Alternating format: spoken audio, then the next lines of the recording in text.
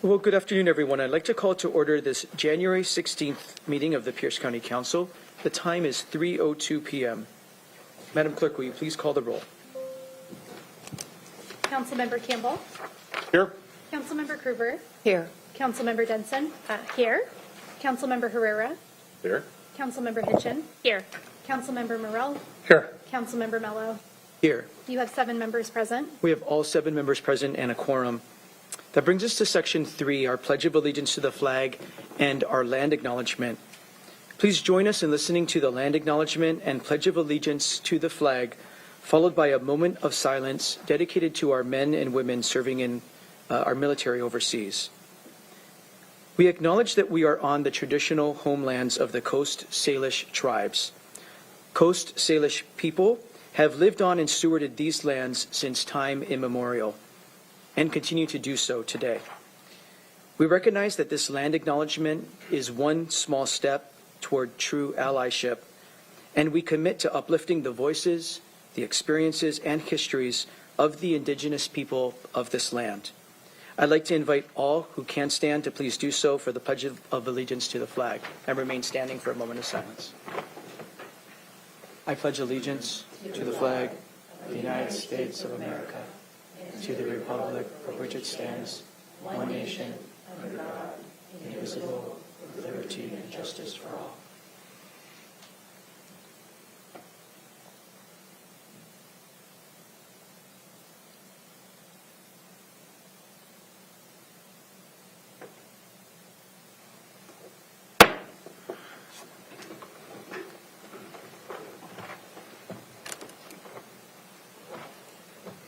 We are now at Section 4, which is the approval of our agenda. Are there any objections to approving today's agenda as presented? Well, seeing no objection, the agenda is approved. On today's council agenda, there will be multiple opportunities for public comment. On the consent agenda, you may provide comment on any final action item. This does not include items placed on the consent agenda simply for introduction or scheduling. On today's consent agenda, there are 3 appointment resolutions and 1 grant approval. Those are subject to public comment. And during Section 9 of the agenda, we will take public comment on each resolution individually. And finally, under Community Forum, there will be an opportunity to address the Council on any topic that is not on today's agenda. We ask you to be mindful of the decorum expected during this meeting, and for more information on the rules for public participation, please review the bottom of page 1 of today's agenda. So that does bring us to Section 5. We have the consent agenda before us. Mr. Campbell. Thank you, Chair. I would like to pull a couple items from consent agenda, items C2A and C2C, moving them to Section 9, I believe. Is that correct? Yes, to Section 9, and then I move the consent agenda as amended. It's been properly moved and seconded to adopt the consent agenda with the exception of moving items C2A and C2C to Section 9 of the agenda. Let me just pause and make sure. Does any other member wish to pull any item from the consent agenda today? Not seeing any. The motion before us is to adopt the consent agenda with the exception of removing items C2A and C2C to Section 9. This is a public hearing. Does any member of the public wish to provide comment on anything else that remains on the consent agenda for final action? Anyone wish to provide comment? Starting here in chambers. Not seeing anybody stand up wanting to provide comment. Mr. Weinsberry, anybody in our Zoom room?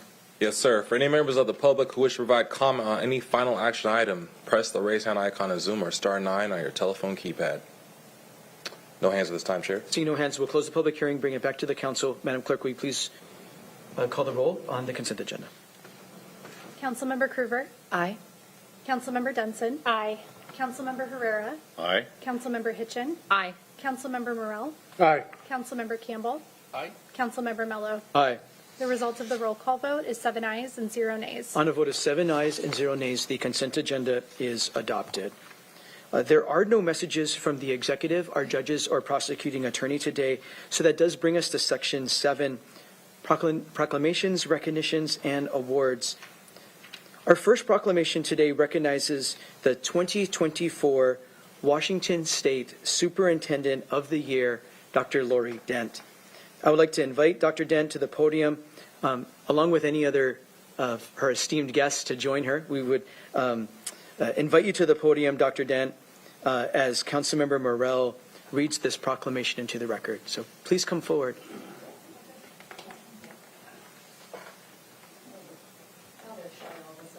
They're usually not that shy, I bet. Councilmember Morell. Thank you, Mr. Chair. It's my honor to read this proclamation. Proclamation of the Pierce County Council recognizing Sumner Bonnie Lake Superintendent Dr. Lori Dent for being named the 2024 Washington State Superintendent of the Year. Whereas Dr. Lori Dent's been named the Washington State Superintendent of the Year for 2024, which recognizes the outstanding leadership of the Washington superintendents. And whereas the Washington Association of School Administrators, WASA Executive Director Joel Amir, stated that Dr. Dent is to be commended for spearheading a transformative mission during her tenure as superintendent, turning graduation rates aspires to concrete achievements in the Sumner Bonnie Lake School District, noting that under her leadership, the district's graduation rate has increased over 8%. And whereas Dr. Dent's been superintendent of the Sumner Bonnie Lake School District since 2016, and has worked for the district for 25 years in the positions including Assistant Superintendent of Instructional Services, Chief Academic Officer, Principal, and Teacher. And whereas Dr. Dent is highly educated and earned her doctorate from Northwest Nazarene University in 2018, her superintendent certification in 2016 from Washington State University, and also has a Bachelor of Arts degree from Pacific Lutheran University, a Master's of Education in Special Education from Pacific Lutheran University, a Master's of Business Administration from the University of Phoenix, and an administrative certification from the University of Washington. And whereas a few of Dr. Dent's other accolades include Pierce County Principal of the Year, a 2020 National School Public Relations Association Superintendents to Watch recognition, and the 2021 WASA Award of Merit. And whereas out of the 295 school districts in the state, Dr. Dent is the 6th Pierce County Superintendent to receive the award, as well as the first from East Pierce County and the 10th woman. Now, therefore, be it proclaimed on the 16th day of January 2024 by the Pierce County Council that the Council recognizes Dr. Lori Dent for her achievements of Washington State Superintendent of the Year and her dedication to the Sumner Bonnie Lake School District. Let's give her a round of applause.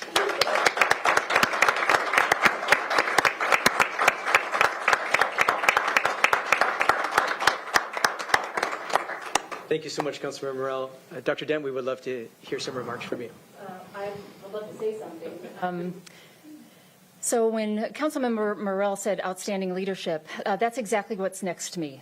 And thank you for recognizing the incredible work happening in our district through this proclamation. The best part about this award is that I get to tell you about the incredible people that I work with every day. And one of our school board members, Paul Williams, is also here, and a superintendent can't do their job without an incredible school board, so I appreciate his work. Dr. Tua Mint, our deputy superintendent, Elle Wormuth is back there, our communications director, and if you don't know Marilee, exactly, everybody knows Marilee. But I'm also here to tell you that wonderful things are happening in East Pierce County. I appreciate Councilmember Morrell. He is always somewhere in our school district doing something. We appreciate his support. Councilmember Herrera, we look forward to working with you as well. Thank you for the funding that you provide. We could not do our job without you, and we just appreciate everything you do for us. So in return, we give you a great school district with incredible opportunities for workforce development, and we want to just produce incredible graduates and incredible citizens. So thank you for this award. Well, congratulations.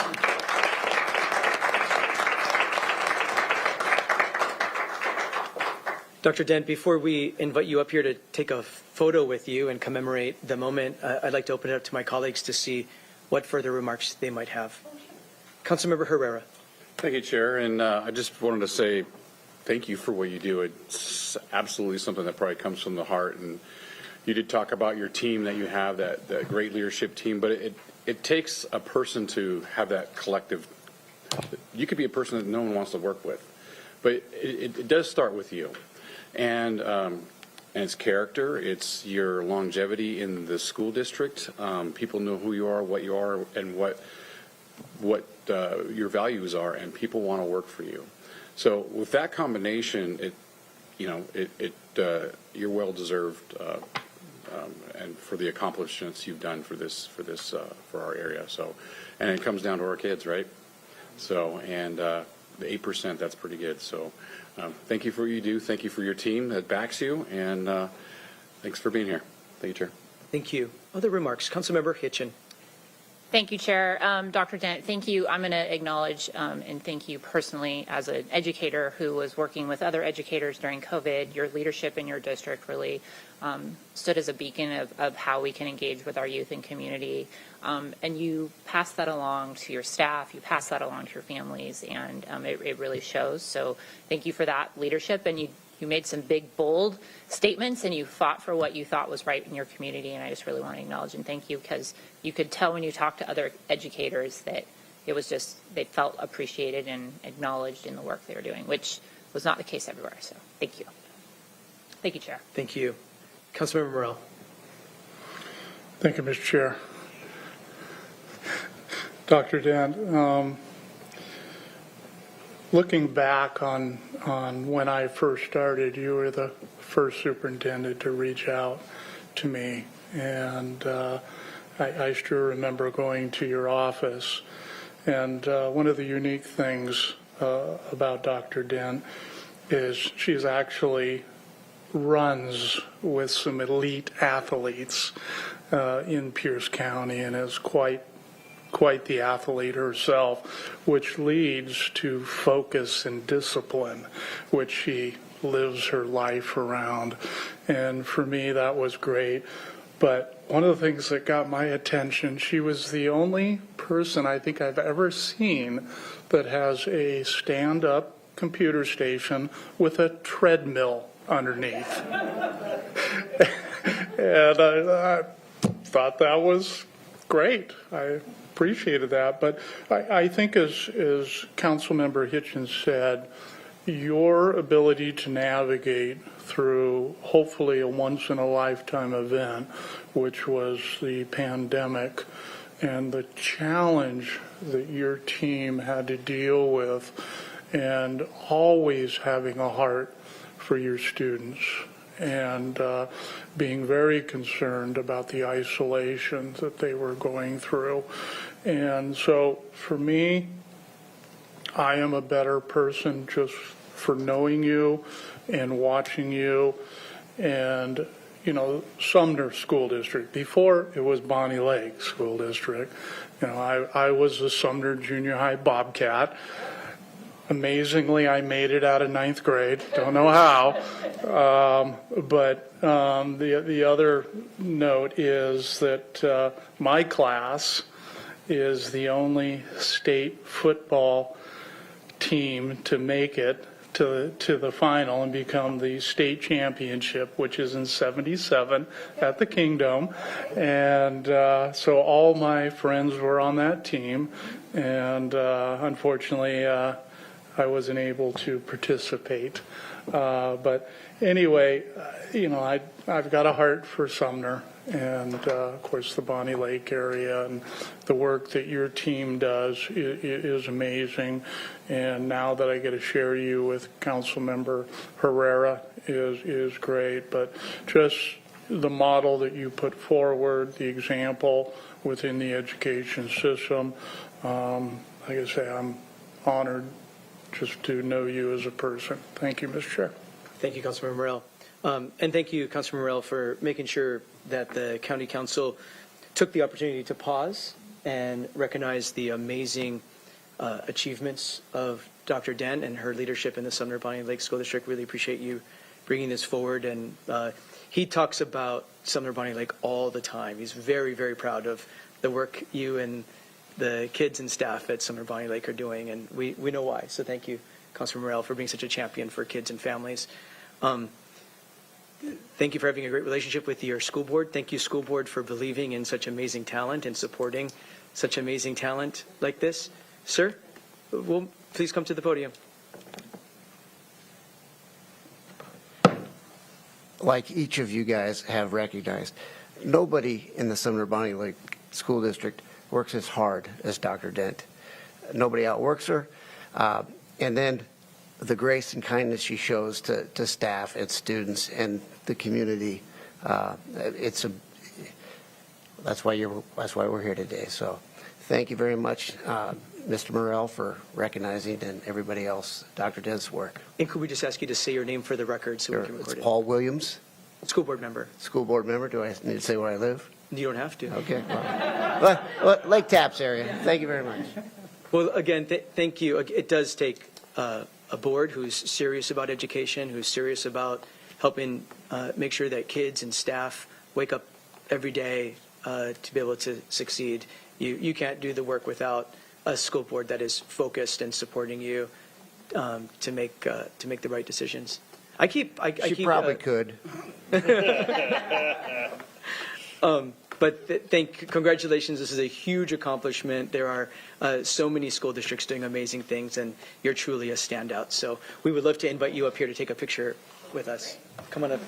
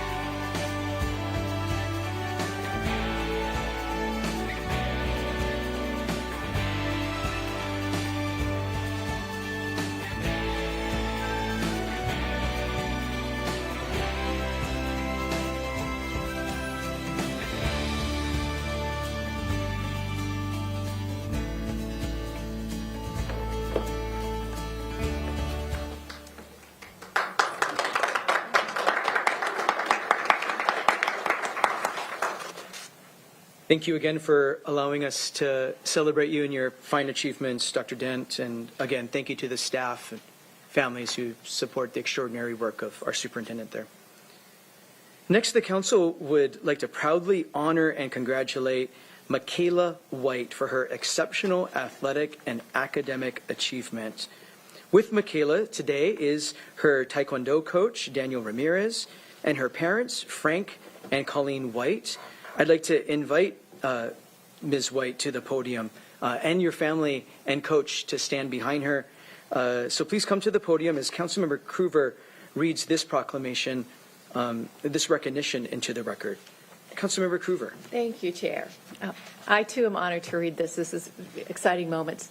This is a recognition of the Pierce County Council honoring and congratulating Michaela White for exceptional athletic and educational achievement. Whereas Michaela White, a 17-year-old senior at Spanaway Lake High School, is a multi-sport athlete who has showcased exceptional skill as a black belt in Taekwondo. And whereas Michaela is an exemplary student enrolled in the Pierce College Running Start program, where she has earned a place on the Dean's List and has accumulated enough credits to graduate from high school. And whereas Michaela embarked on her martial arts journey at the age of 7 and currently trains and competes for Twin Tigers Taekwondo in Tacoma, receiving coaching from Master Daniel Ramirez, an international Taekwondo champion and retired U.S. Army combat veteran. And whereas Michaela participated in the Tri-National Taekwondo Championship in October 2023 in Tijuana, Mexico, which featured 350 competitors from Mexico, the USA, Costa Rica. And whereas Michaela fought valiantly in her first international black belt championship, showcasing tremendous skill and perseverance, proudly bringing home a bronze medal to Washington State. And whereas Michaela currently holds the rank of number 2 in her respective division in Washington State and is listed among the top 10 in national rankings. And whereas Michaela has demonstrated a remarkable work ethic and has never missed a day of school. Now, therefore, be it recognized on the 16th day of January 2024 that the Pierce County Council celebrates Michaela White for her athletic acumen, which was put on full display in October 2023 when she competed against 350 competitors from 3 countries, and her commitment to education, earning a spot on the Dean's List at Pierce College as a high school student.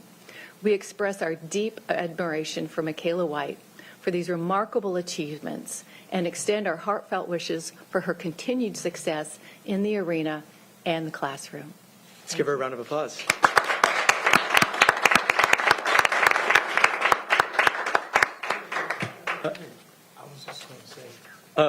Michaela, we're gonna put you before your dad, and we're gonna invite your dad. Might want to say a few words. It sounds like, but let's let you have the podium first, and we would love to hear some remarks from you. Congratulations. Thank you. Thank you. I just want to say, thank you to my parents, because they're the ones that really, pushed me over the years, and I wouldn't really be anywhere without them, and, my coaches and my Taekwondo team for, motivating me, and, yeah. Congratulations, Thank Michaela. you. We're so glad we have the opportunity to recognize you. Dad, did you want to say a few words? I was going to say, you left out the part. She is the #1 golfer at the high school 3 years in a row. Well, she didn't get that Currently on her to me. way to state. What my story was, she actually finished, 9th overall. Come to the podium. We know you're really proud, as you Yeah, should be. raise that We want up. to be able to hear it. Okay, well, this is my story. She actually finished 9th overall in district qualifier, league qualifiers for districts, right? Went out to the high school, rooted her buddy on, then got on a plane at 4 a.m. and went to Tijuana, Mexico. And she medaled at school in golf, and she medaled in Tijuana in 48 hours. That's incredible.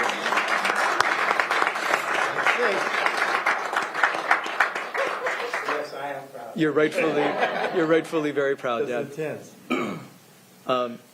Mr. Ramirez? Hello, everyone. Thank you for taking time out of your busy schedule and for allowing us to participate here or actually be able to join you on our meeting. Very proud coach. She spent countless hours in and out at school. When she wasn't at our gym facility training, she's on the treadmill.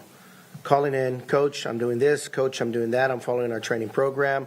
Just an outstanding individual. Now that she's in Running Start, she's going to Pierce College, and she's in high school. She's actually qualified for the National Collegiate College, so the Collegiate Taekwondo Nationals this year. So she doesn't know yet, but we're going. So, surprise.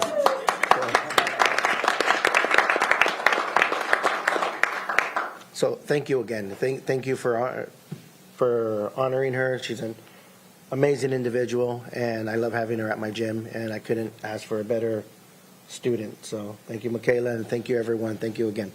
Thank you for supporting her, Coach.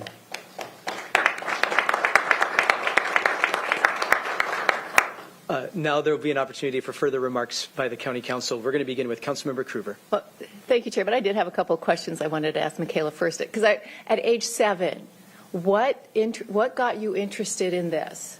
Were you watching somebody? I actually used to do gymnastics. I started at the YMCA, so like there's a lot of programs there. And then one day I was just watching like through the little like windows, and I was like, oh, I want to do that, Mom. Like, Mom, give me that. And so I started Taekwondo, and then it just like never stopped after that. Is your dad involved in Taekwondo? Or no? There you go. Okay. Yes.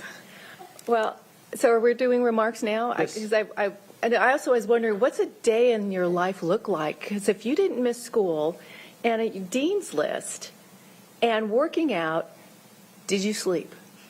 A little bit. I like wake up, go to school, and then I'll come home, and then I'll do homework, and then I'll go to golf, and then after golf I'll go to Taekwondo, and then I'll come home, and then if I have more homework, I finish my homework, and then I go to bed. So Goodness. Amen. I just want to say congratulations and good job, Mom and Dad and Master, for the teachings and the lessons, and thank you too for your service that has given you the discipline to do what you do. And I'm always excited for these kinds of proclamations. And I just the habits that you have built and the hobbies that will come from this in your life are immeasurable. Especially in golf too. My gosh. And the discipline that you've taught yourself, and I just want to say, I only had Mrs. Peel to look at in the Avengers. I don't know if anybody remembers that show from way back. That she was my idol, and I'm just kind of jealous in that you're young and you've got all this going, and yeah, I missed out in that small town. But again, just thank you so much for the perseverance, the example that you set for all of the other young ladies. And Mom and Dad, good job. Coach, good job. I just am excited for you. Thank you, Chair. Thank you, Councilmember Krueger. Thank you for making sure we took time out to recognize her amazing achievements, even some we weren't aware of until today. So thank you for making sure we were able to do this. Councilmember Vice Chair Campbell. Thank you, Chair, and again, congratulations on all your awards and all the work. I know that it takes an entire team to get there. I'm impressed on the perfect attendance. I had that through several years of high school until a medical issue, but I know that it just becomes this thought process of I didn't know that I had a choice not to go to school, so I didn't know I didn't have a choice not to work out. And it's that just continued emphasis on that. And so I'm looking forward to a future YouTube of a combined golf taekwondo series. Be a great combination sport there. So sincerely, though, great work. And so happy to hear, coming out of YMCA, that's a lot of investments that we make in our communities to provide those opportunities for children and young adults to, frankly, people of all ages, to get exposure and to things that they wouldn't normally have in their lives, because many times the talents that we find that we have aren't something that's normally within our realm. And for you to look at something beyond where it wasn't something that was in your family, but say, that interests me, and then follow it through is very impressive. Thank you very much. Thank you. Thank you for those comments. Councilmember Herrera. Thank you, Chair, and it's wonderful to see youth up here and getting recognized for some of the work you do. The sport you're in is, I'm sure you have your team, but it comes down to an individual. So any work you put into it is full of, discipline, and if you make a mistake out there, that's all you. But if you do things right and you have the victory, that's all you also. And so you had to make a conscious decision every morning to wake up and continue to march forward. I'm sure you probably have some of that discipline and some of those great qualities to continue to do that since you were 7 years old, probably from your family. chip off the old block. Amen. So it's good to see that. We had someone earlier who has a PhD who's running a school district that has the same qualities that you're exhibiting today, with the discipline, with all those great qualities. So, I mean, the future's yours, So we're here on this bench today to create a future for you. And we love to see victories like this. And we love to celebrate them in front of other folks and continue to march forward. Thank you. And thank you for your service. Thank you, Chair. Thank you, Councilmember Herrera. Councilmember Morrell. Thank you, Mr. Chair. I think the comments that have been said from my fellow council members are very thoughtful and genuine towards you. As you navigate life, you learn that being successful in sports is a great thing, but it also, the leadership qualities that you exemplify are almost more important than the medals and the trophies you accumulate, because people are watching you. Your peers are watching you. And if you can be a success, they could rise up and be a success also, not only in sports, academically, in life. And as Councilmember Herrera mentioned, it takes a village to be able to do this. And your parents obviously are proud of you, but I think there again, it might be in your genes to pursue, but it comes down to your effort and your energy, your discipline, and being able to make something happen. And I know, it's, it hasn't been perfect, but the resiliency you have to bounce back and fight another day, I would just hate to be one of your siblings. But kudos, and continue the work and continue living your life. And yes, you are a teenager and you need to take time and embrace that and not become an adult so fast that you miss out on those experiences. But thank you for the example that you set for your community, your school, and those that are in your friend circle. So thank you. Thank you, Mr. Chair. Thank you. Thank you, Councilmember Morrell. Michaela, when you were answering Councilmember Kruger's question about what does a day in the life look like, I didn't hear anywhere in there eating dinner. Eating lunch. We put her in culinary school. Cover that. But Michaela, it's so exciting to pause and celebrate amazing accomplishments of you, people like you.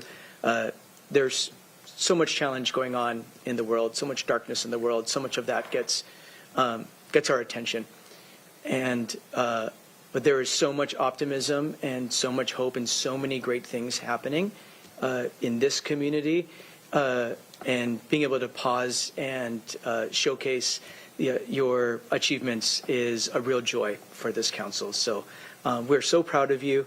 We're so proud of your determination. We're very grateful to your family who supports you, maybe feeds you while you're on the treadmill or something, and your coach who has your back and keeps you supported and loved. So we can't wait to see what happens in your future and know that we're rooting for you. Thank you. So please come up here, and anyone that wants to join so we can take a picture with you.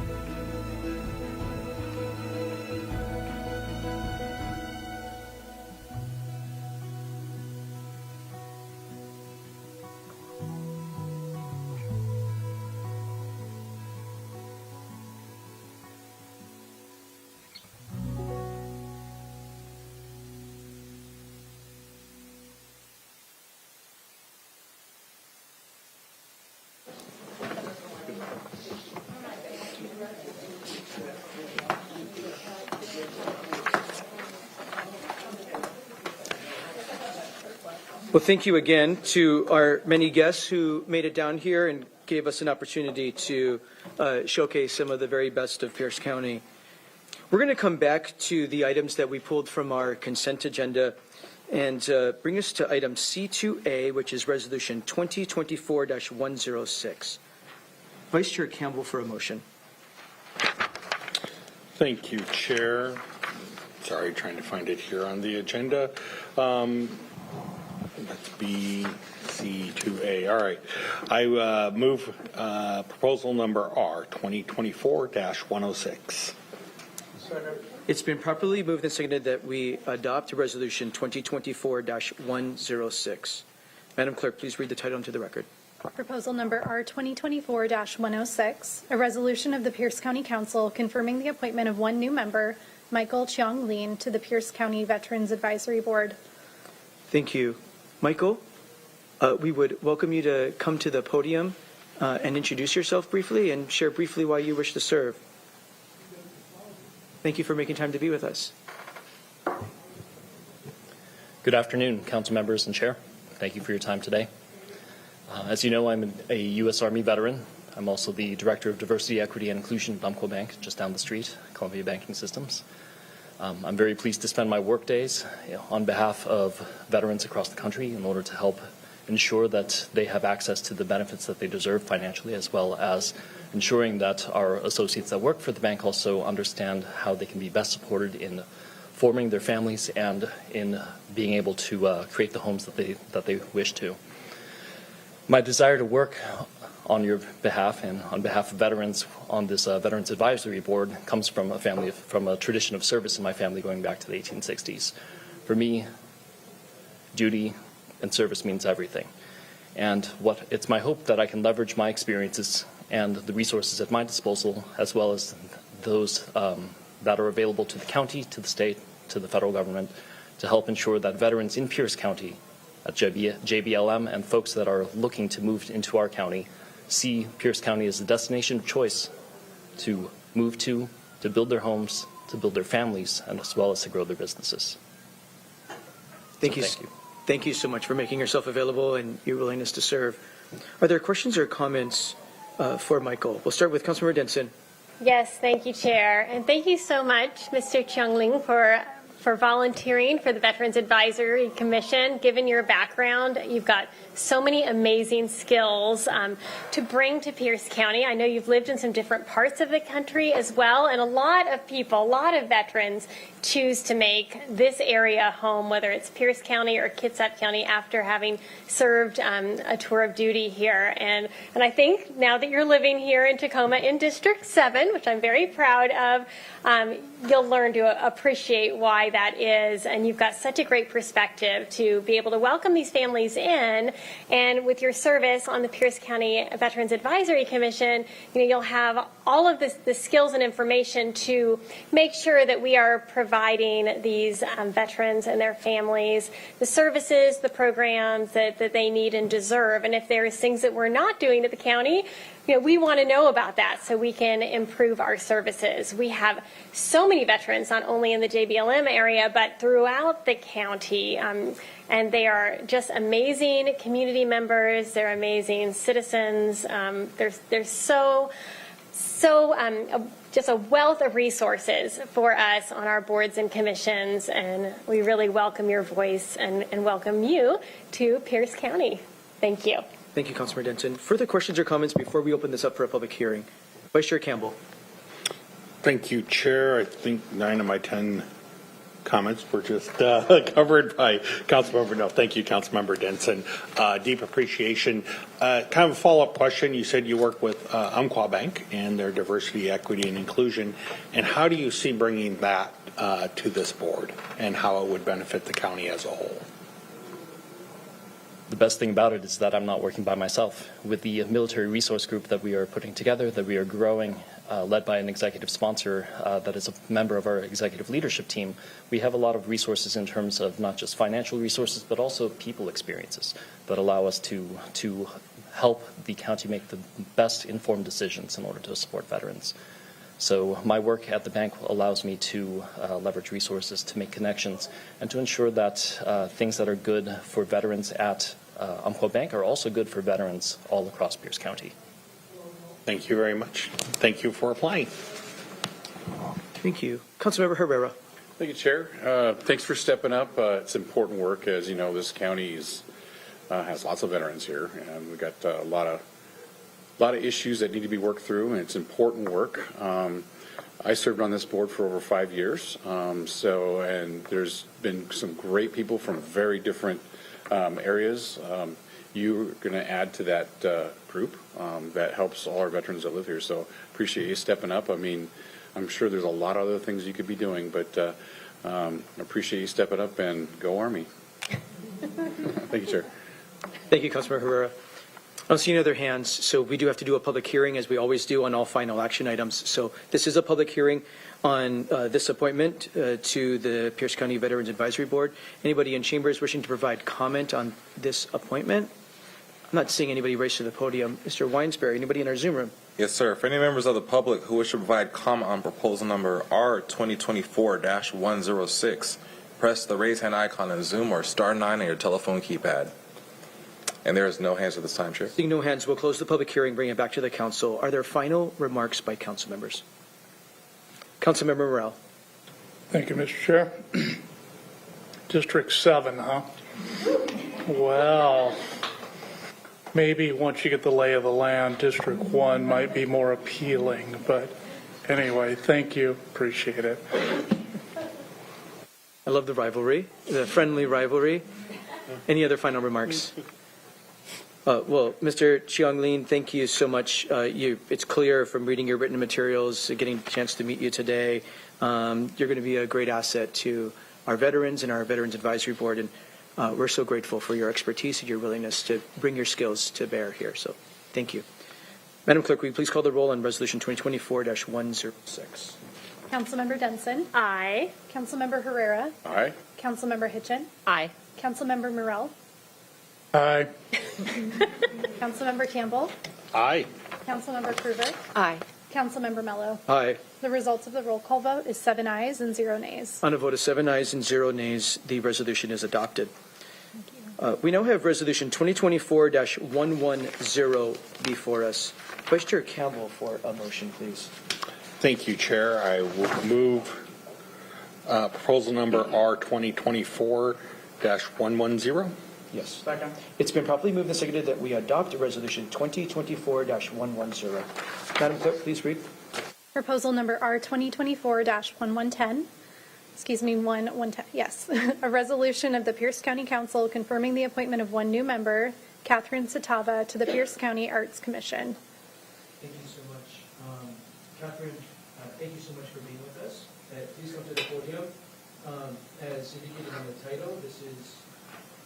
As indicated in the title, this is a appointment to our Pierce County Arts Commission. We're so grateful that you're here. We would love for you to briefly introduce yourself and share why you wish to serve. Yes, thank you for having me here today, council members. It's really a pleasure to be with you. I am so excited to serve on the Arts Commission. For me,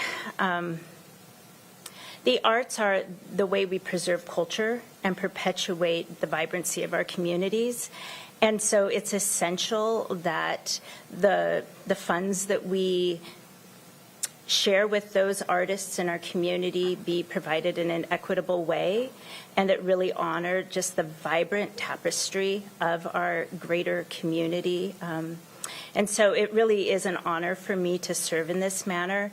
I have a very eclectic background, much like many artists.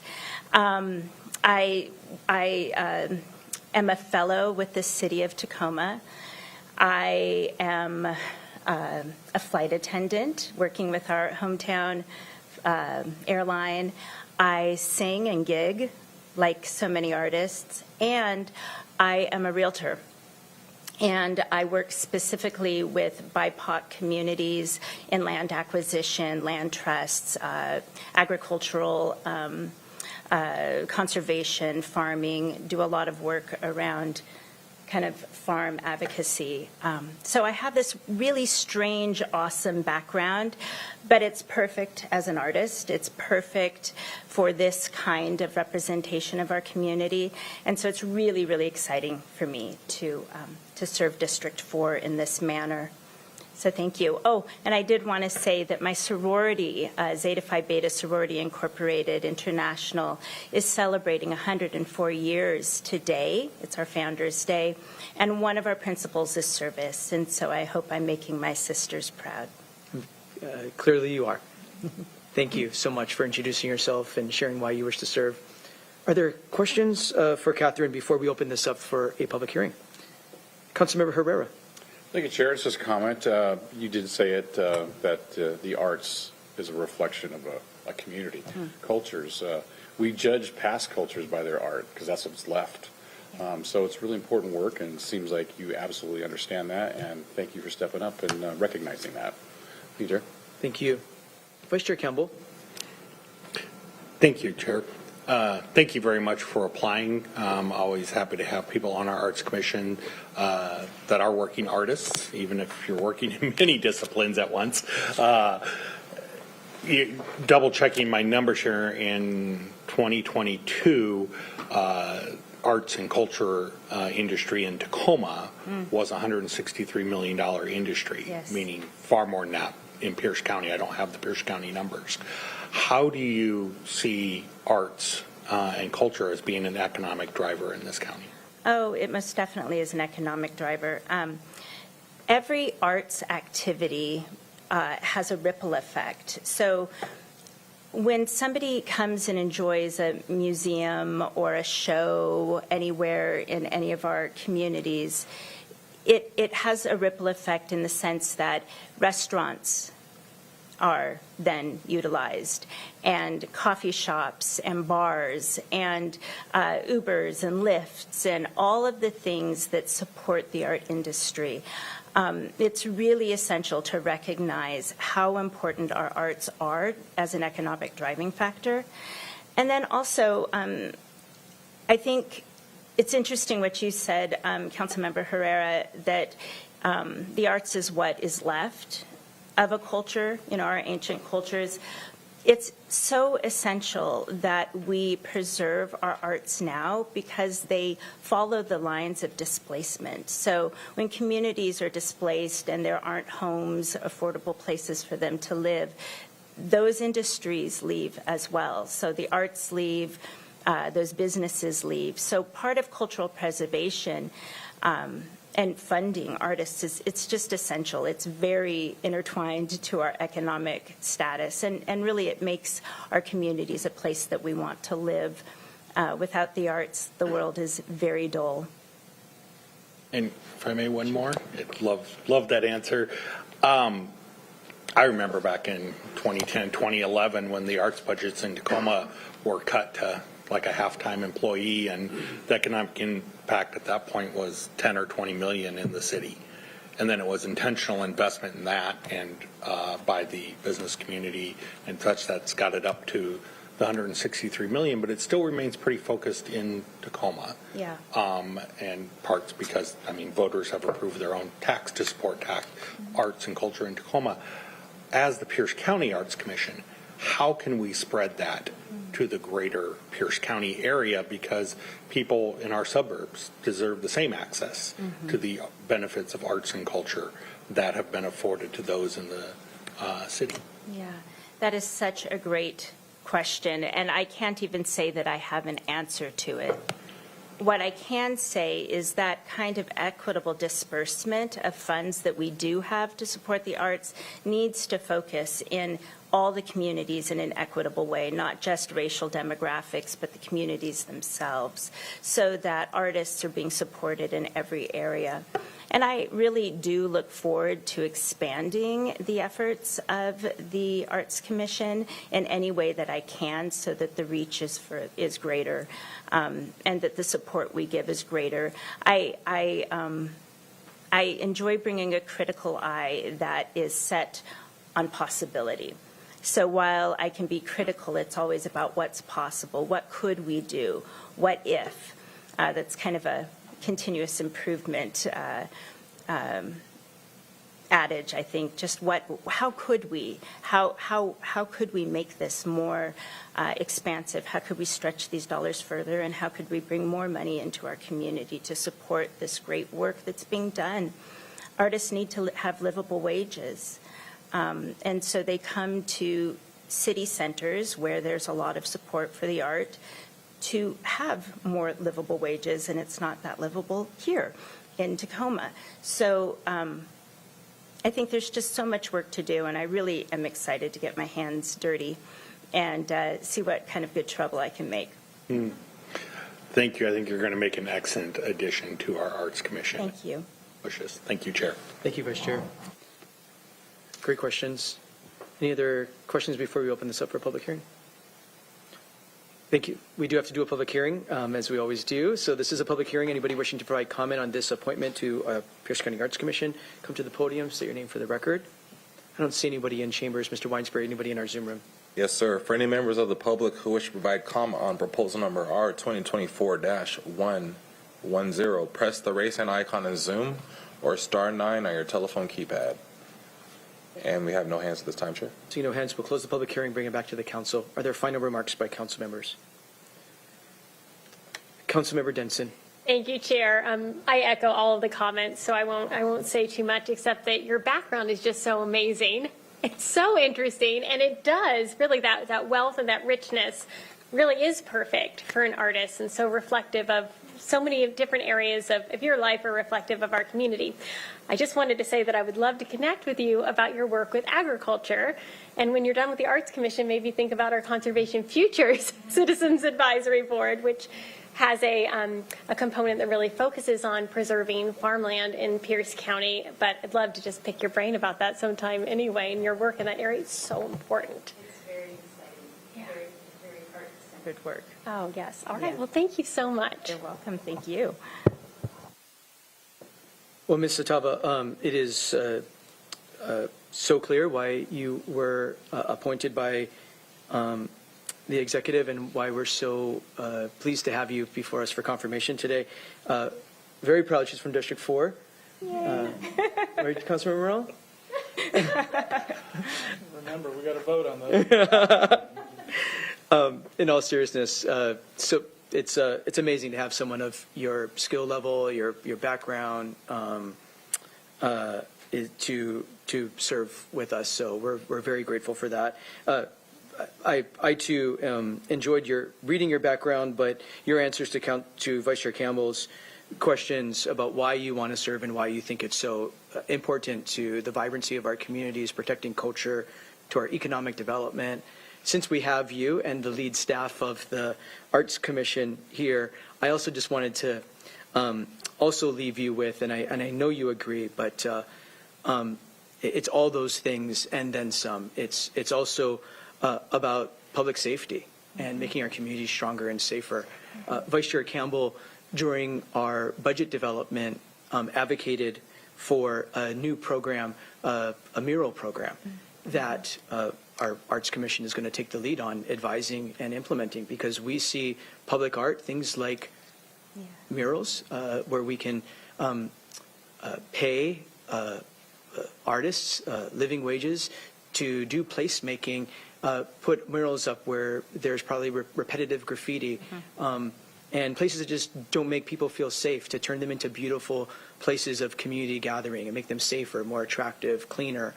The arts play all of these roles in our community, and we're going to benefit from your wisdom and your enthusiasm, and we're very grateful for that.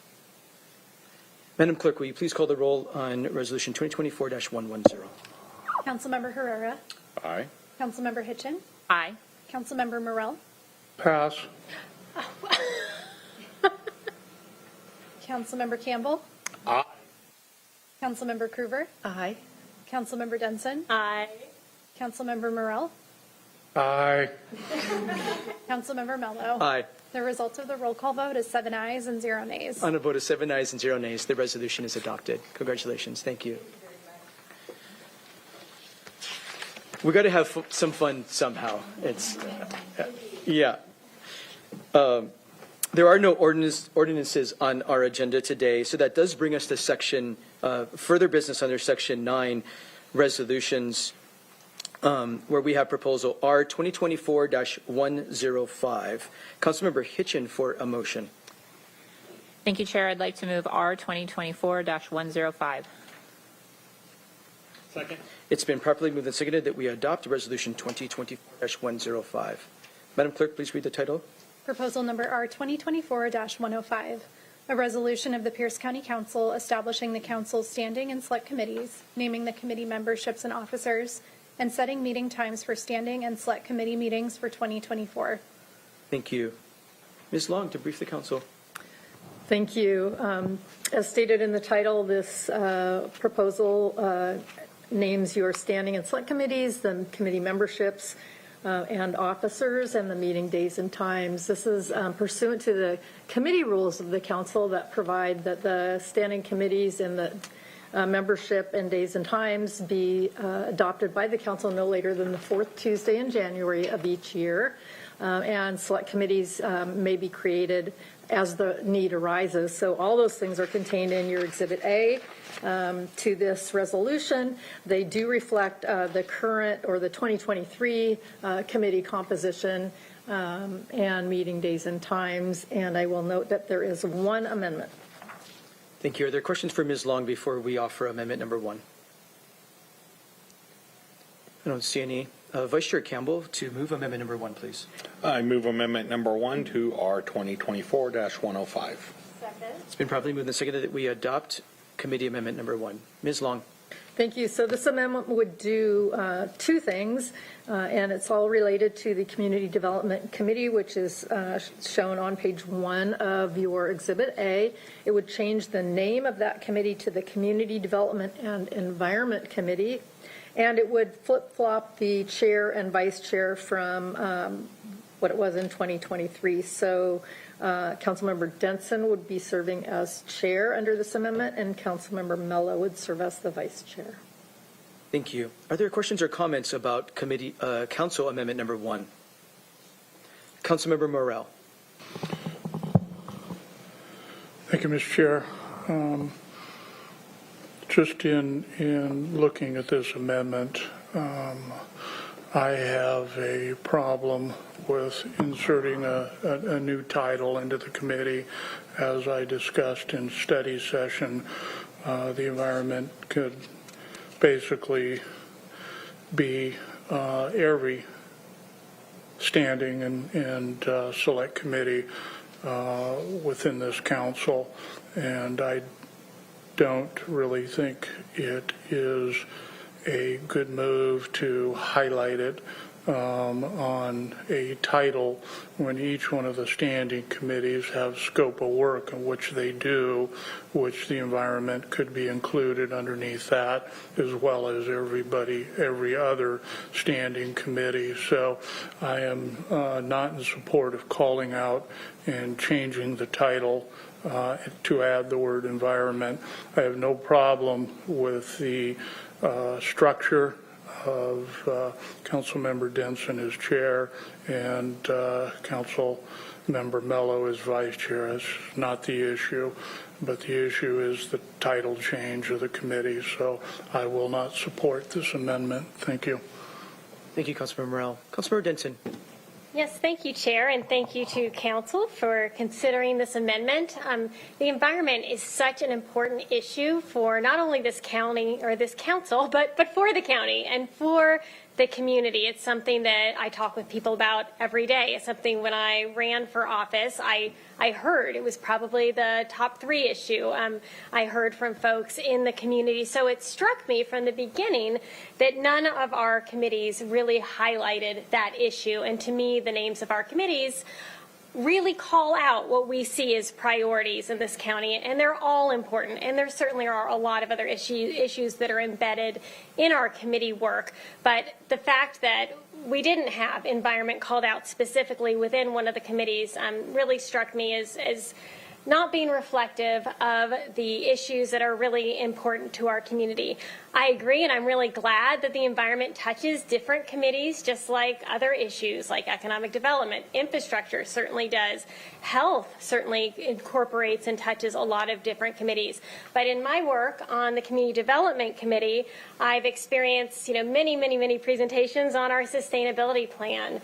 The comp plan has the climate element, and just land use in general has a lot to do with our environment as we plan forward for the future, for future generations. The shoreline management program, the critical areas ordinances, there's so many things in this committee. By changing the title, it does not change the scope of work. So if things normally fall within economic development and infrastructure, they'll still fall there, and that would be the same for any other committee. Certainly rules, our rules committee has the opportunity to put things where they wish. But I think it's really important and sends a message to our community and to the county that we take the environment seriously enough that we did allocate a committee that really calls out that as a topic area. And I appreciate your consideration. One thing I learned between study session and this meeting is that before being called the Community Development Committee, this was called the Planning and Environment Committee. So I'm not sure how it got dropped, but the environment was called out for this committee before, and I think it's very appropriate that we reinstate that here today and for this year, and thank you for your support. Thank you, Councilmember Denson. Vice Chair Campbell. Thank you. And thank you, Councilmember Denson. I was going to say chair, but that hasn't been voted on yet. And so, but it does bring me to a procedural point in that changing the name to Community and Development and Environment Committee, I appreciate and support, but then I'm wondering if there are members who no longer want to serve on that committee, and if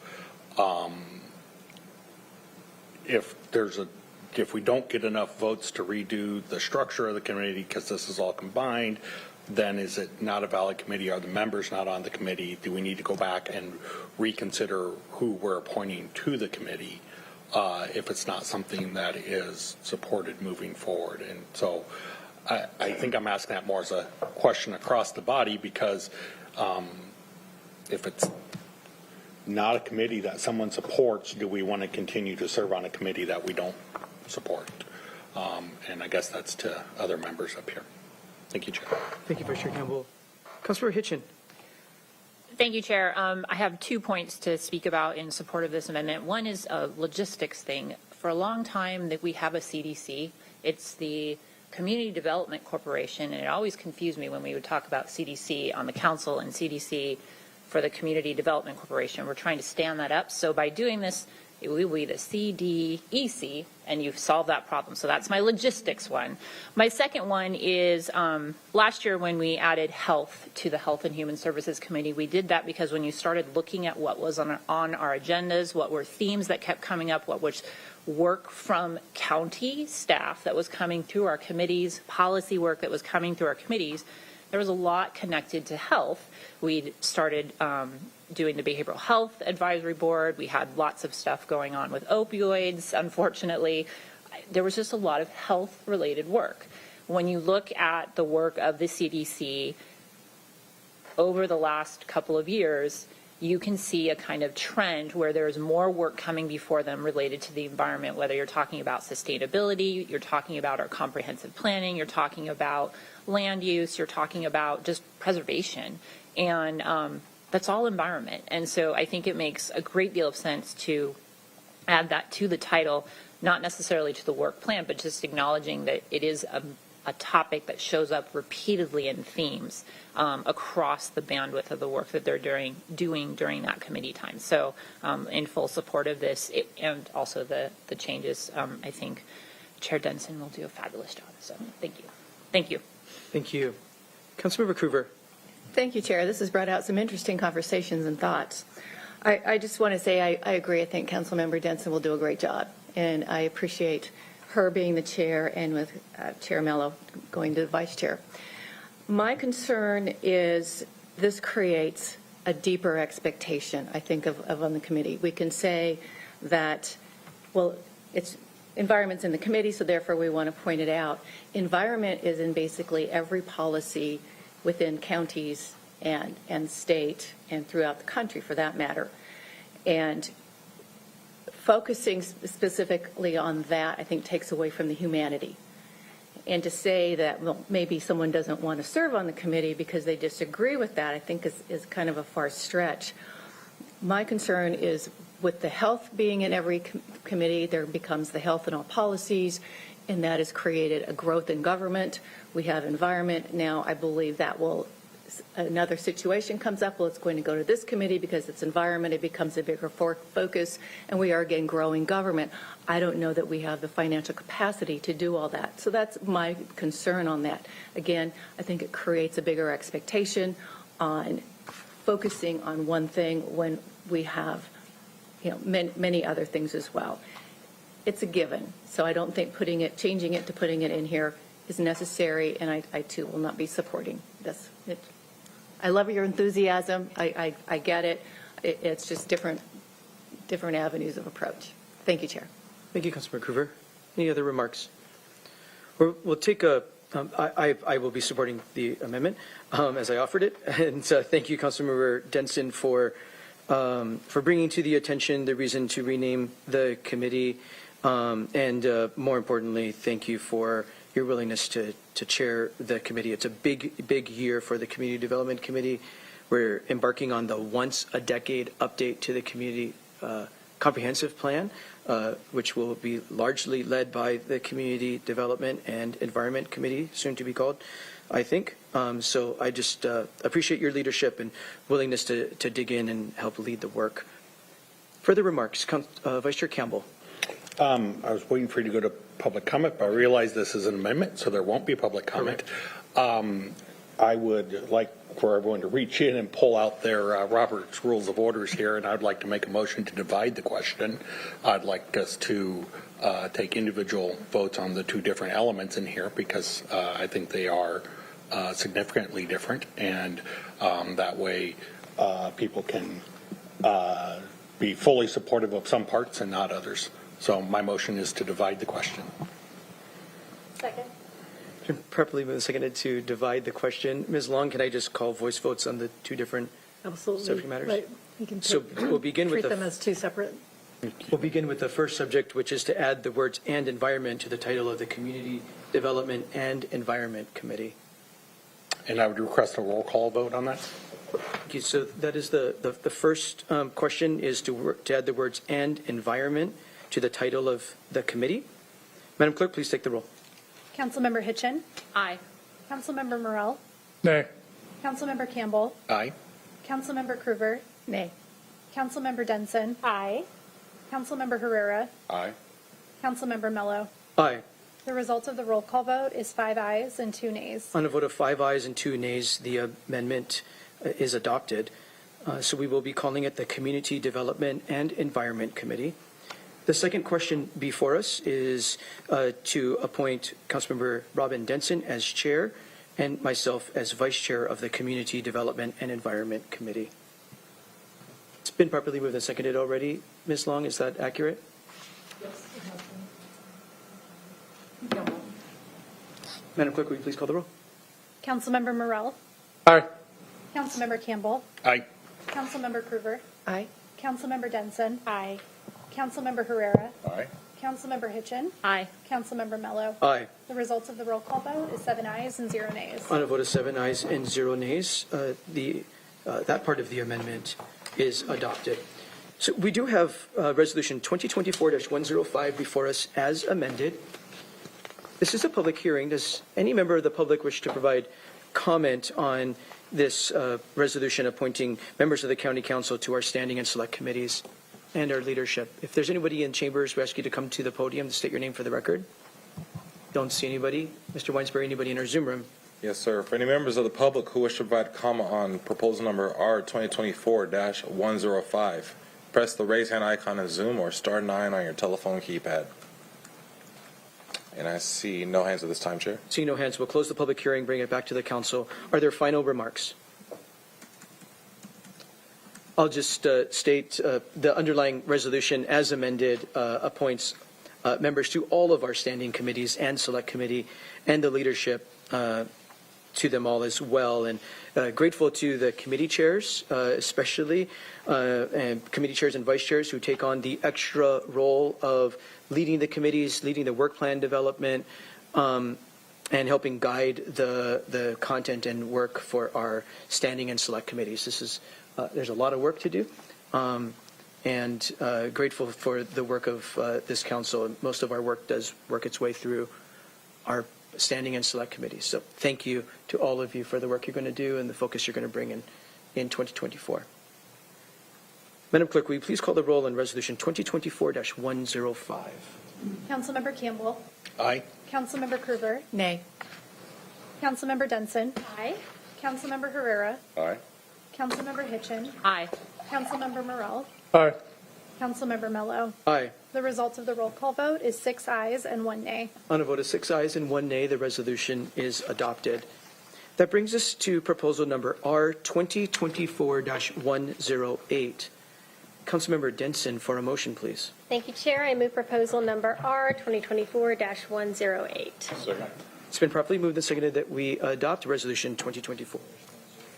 Madam Clerk, please read the title into the record. Proposal number R 2024-108, a resolution of the Pierce County Council authorizing the submittal of Pioneer Way Resilience Feasibility and Design Study to the Brian Abbott Fish Barrier Removal Board for funding assistance through the Recreation and Conservation Office. Thank you. Mr. Taylor, to brief. Yes, thank you. Good afternoon, council members. Hugh Taylor, council staff. The proposal before you begins at page 78 of your electronic packet. The proposed resolution authorizes the county executive or designee to submit a grant application to the Washington State Recreation and Conservation Office, acronym is RCO, for the funding for the Pioneer Way Resilience Feasibility and Design Study. The grant application specifically seeks funding assistance to the Brian Abbott Fish Barrier Removal Board. The study before you, the Pioneer Way Resilience Feasibility and Design Study, consists of a study, analysis, and preliminary design to find the optimal intervention for 2 culverts and a bridge crossing in the Pioneer Way East Corridor. The 3 culverts that are being studied are proposed to be replaced by bridges, which will span the entire wetted width of the stream and allow for non-restrictive access to areas upstream. The proposed culvert replacements are considered to be key parts of the larger restoration efforts in the Clear Creek area through the floodplains for the future program. In your packet, you'll find a map and a project description showing the locations of the proposed culvert replacements, as well as information about the utilization of those stream reaches by endangered species, specifically salmonids. The estimated cost of the Pioneer Way Resilience Feasibility Study is $950,000. Funding of $807,500 is being sought through the grant program. There's a local match, 15%, $142,500. That local match, if the grant is awarded, is proposed to come from the Surface Water Management fund balance.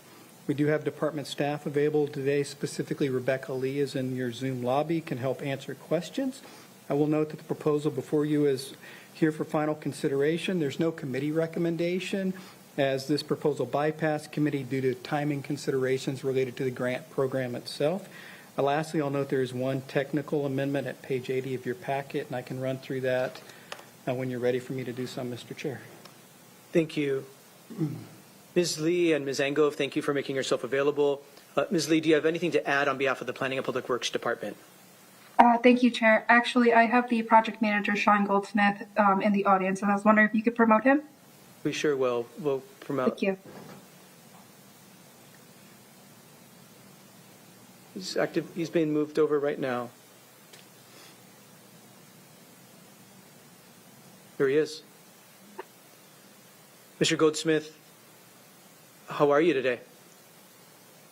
Fine, Councilmember Mello. Good evening to all of you as well. And for the record, my name is Sean Goldsmith, Pierce County Public Works Surface Water Management. We thank you for your support for this grant application. These are culverts that will have tremendous effect on fish passage, and we thanks for the support from the council. Thank you for making yourself available to answer questions. We do have, are there questions before we offer amendment number 1? I don't see any. Excuse me, Councilmember Morel. Thank you, Mr. Chair. Mine is more of a budget question. Is the match is $142,000 coming out of surface water management fund balance, and that is a budgeted item, or is that something they're just going to have to tap into the balance for? So the project that's being supported here is included within the 6-year surface water improvement program. There is sufficient fund balance to provide for the match if the grant is awarded. Okay, so it's in the 6-year improvement plan for the replacement of these culverts? Correct. The project, this is part of the larger Clear Creek restoration effort, which is in the 6-year surface water improvement program. Okay. Thank you for clarifying. Thank you, Mr. Chair. Thank you. Councilmember Coover. Thank you, Chair. I'm not certain if this is the right time to ask, but I'm curious if we have measurement of the fish now and how many more we expect to be coming with this to, like, in future years, because I never seem to hear, the fireworks, for the results from all of. Is that part of the measurement on the removal and the investment? That's a question really for the department, council member and chair. Mr. Goldsmith, what do you have to provide in terms of fish counts? Thank you, Councilmember Mello. And in terms of fish counts for Clear Creek area, we have not total numbers confirmed. I'm happy to report back to council with those numbers.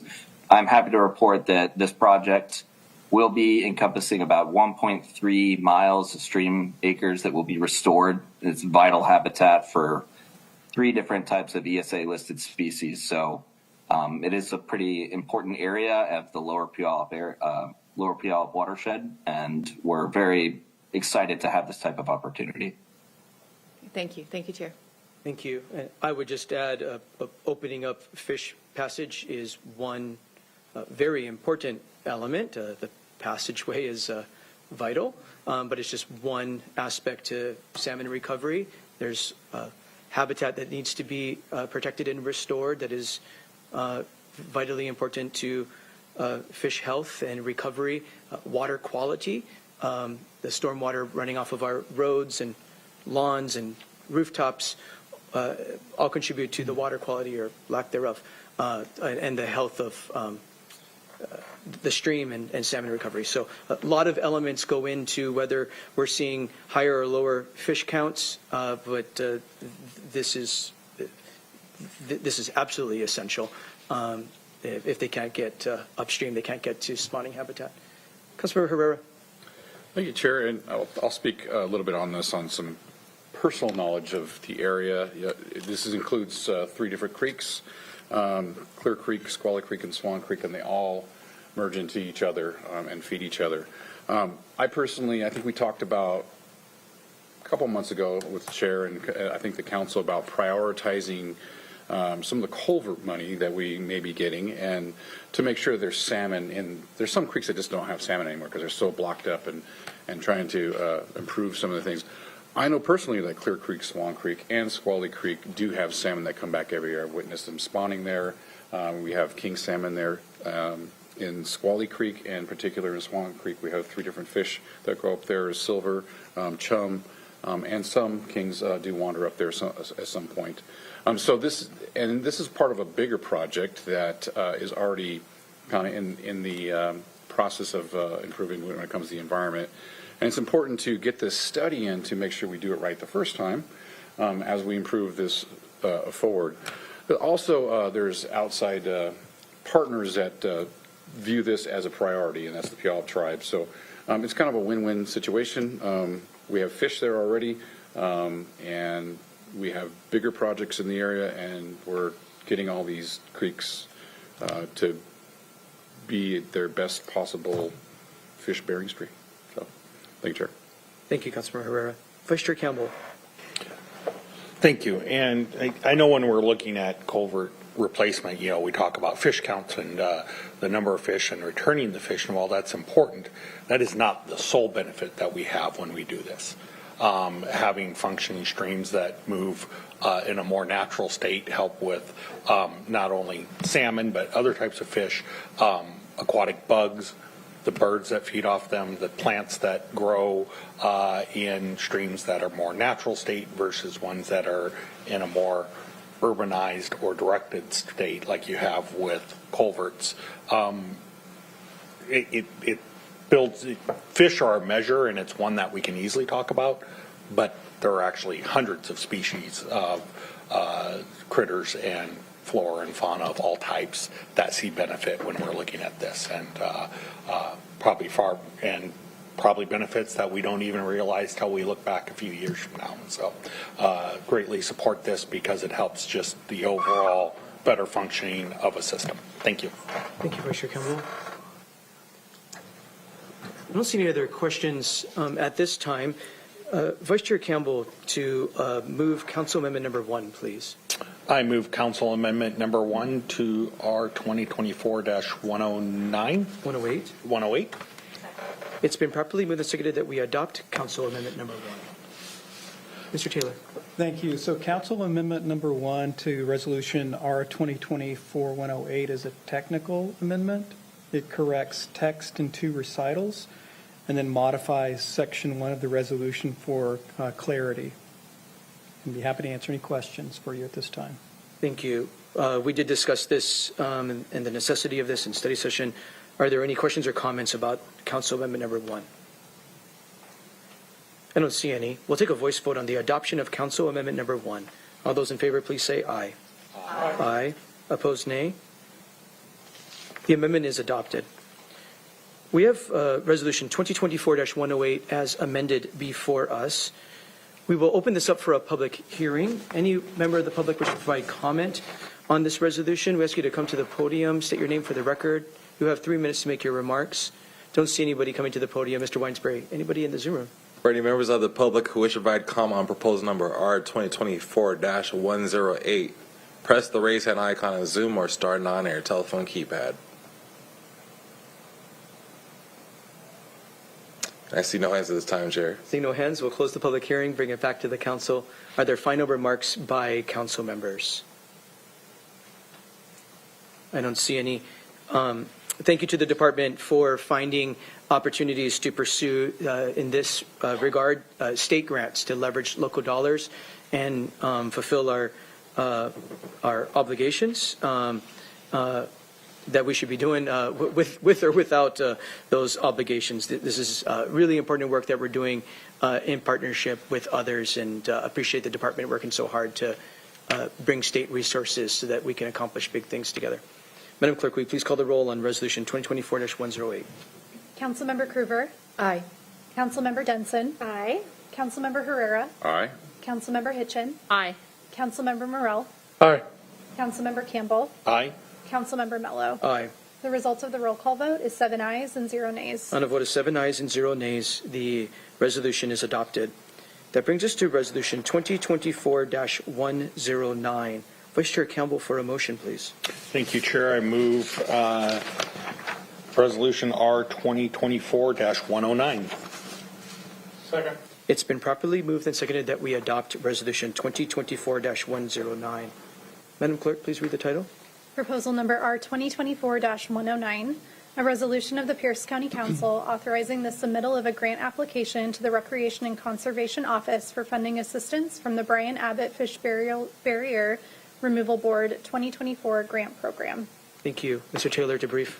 Yes, thank you. So this proposal begins at page 88 of your electronic packet. Like the prior resolution, this resolution also authorizes the county executive to submit a grant application to the Recreation and Conservation Office. This application would be funding related to bridge number 24203-B, which is in the Canyon Road East corridor at Canyon Creek.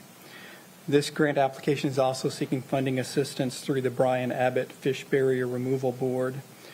The project that's proposed to be funded will support the restoration and improvement of salmon habitat in Canyon Creek by replacing a fish barrier culvert with a new fish passable structure.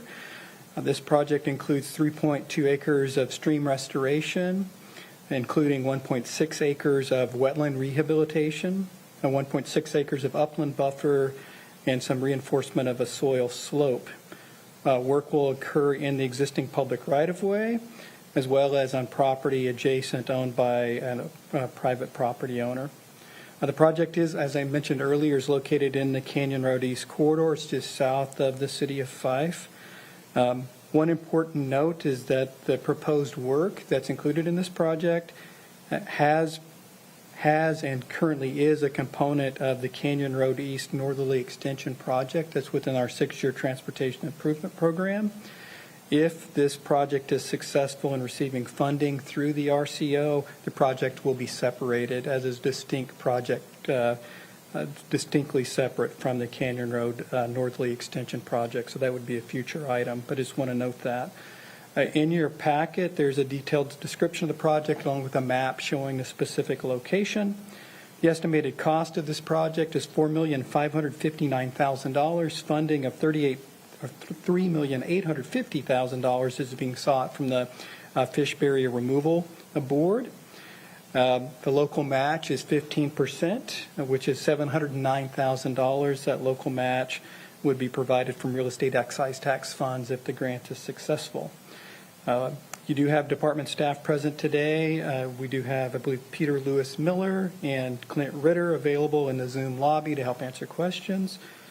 Like the prior proposal, this proposal also doesn't have a committee recommendation. It bypassed committee due to timing considerations related to the grant program. It's before you today for final consideration. Be happy to answer any questions. Thank you, Mr. Taylor. Peter, what do you have to offer on behalf of the Planning and Public Works Department? Thank you, Chair Mello. Peter Lewis Miller with the Office of the County Engineer. As stated, this is a piece of the Canyon Road Northerly Extension Project. It's the railroad crossing portion. This is the southernmost part of the project, just south of Pioneer Way East. This is an opportunity to have a portion of this very large project funded separately and get the work done just a little sooner. It's a piece of work that has its own independent utility, but just for convenience and expediency, it has been until now combined with the Canyon Road project. So now that we have this opportunity, we are going for it, and we're hopeful that you can support it along with us. Thank you. Thank you for making yourself available to answer our questions. Are there questions for the department or Mr. Taylor before we open this up for a public hearing? Councilmember Herrera. Thank you, Chair. I wasn't sure, I might have missed it. Is this a competitive grant and we have a good chance of getting it, or? This is a competitive grant program that, the likelihood of receipt, it's hard for me to comment on that. I'm certain the department's probably done their own version of a self-scoring. They may be able to provide some input on that. Peter? Yeah, I personally believe it has a good shot. Previous awards from this program have gone to multiple projects in county jurisdictions in the past. So it would not be uncommon if we submitted both of these grants and we received both. So I'm not sure exactly what the score. I haven't done a scoring analysis, so I'm not sure how strong it will be in that sense. But we do have 2 county projects that are in the same area, and we have recent grant awards to the Puyallup Tribe of Indians for culvert replacements downstream of this project, and that will recommend this project for funding. Thank you, Chair. Thank you for those questions. I don't see any other questions, so we will open this up for a public hearing on Resolution 2024-109. Any members of the public wish to provide comment on this resolution? I don't see any. Mr. Weinsberg, anybody in our Zoom room? Yes, sir. For any members of the public who wish to provide comment on proposal number R 2024-109, press the raise hand icon in the Zoom or star 9 on your telephone keypad. And I see no hands this time, Chair. We'll close the public hearing, bring it back to the council. Are there final remarks by council members? I don't see any. Again, grateful to department staff. It takes a lot of work to package up these grants, get them ready for competition at the state level, and we thank you for your very good work in pursuing these priorities. Madam Clerk, will you please call the roll on Resolution 2024-109? Councilmember Denson. Aye. Councilmember Herrera. Aye. Councilmember Hitchin. Aye. Councilmember Morrell. Aye. Councilmember Campbell. Aye. Councilmember Krueger. Aye. Councilmember Mello. Aye. The result of the roll call vote is 7 ayes and 0 nays. On a vote of 7 ayes and 0 nays, the resolution is adopted. That brings us to Section 10, Community Forum. Community Forum is an opportunity for members of the public to address the council on any topic that is of significance to or affecting Pierce County government and that did not appear on today's agenda. There is a 3-minute time limit. We ask you to state your name if you would like it on the record and to address all comments to the chair. We'll start with those in chambers. Does any member of the public wish to participate in Community Forum here in chambers? I don't see any. Mr. Weinsberry, anybody in our Zoom room? Yes, sir. For any members of the public who wish to provide comment, press the raise hand icon in Zoom or star 9 on your telephone keypad. And we have one hand at this time, Chair. 2 hands at this time, Chair. First, please state your name for the record. Andrea? Yes, hello. My name is Andrea Hogue, and I am the current chair for the Southland Neighborhood Council. And I just wanted to pop in and say hello to everyone. I really enjoyed hearing about the plans for the art and farming and all of that stuff. And I wanted to extend an invitation to you all to maybe come out to the South End and see some of our low barrier art projects and just offer to maybe share our perspective at how we look at our spaces outside differently. So anyhow, I just wanted to make your acquaintance officially on record, and thank you for this opportunity. Thank you, Andrea. Thank you for that invitation and for being with us. All right. We have next, we have Willie. Please state your name for the record.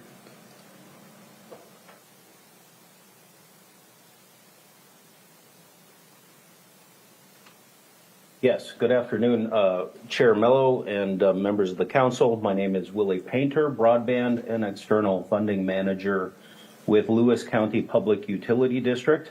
Thank you very much for your consideration of Proposal O 2024-500, an ordinance of the council for a wireline telecommunications franchise granted to the PUD for a grant-funded fiber to the home build that we have ready to undergo construction serving the communities of Mineral, Elby, and Ashford. Total of 1,363 residential and commercial passings, providing broadband access to those homes and businesses. I will be available both now and through to the final vote, which I believe is scheduled for February 13th, to answer any questions that the council has regarding this telecom franchise. Thank you very much. Thank you, Mr. Painter.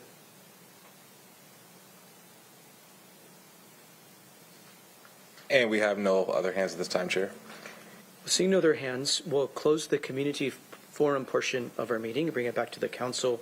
Want to thank our guests for chiming in. Thank you for the invitation for all members of the council to meet the South End Neighborhood Council. We appreciate that invitation. And also, Mr. Painter, thank you for making yourself available.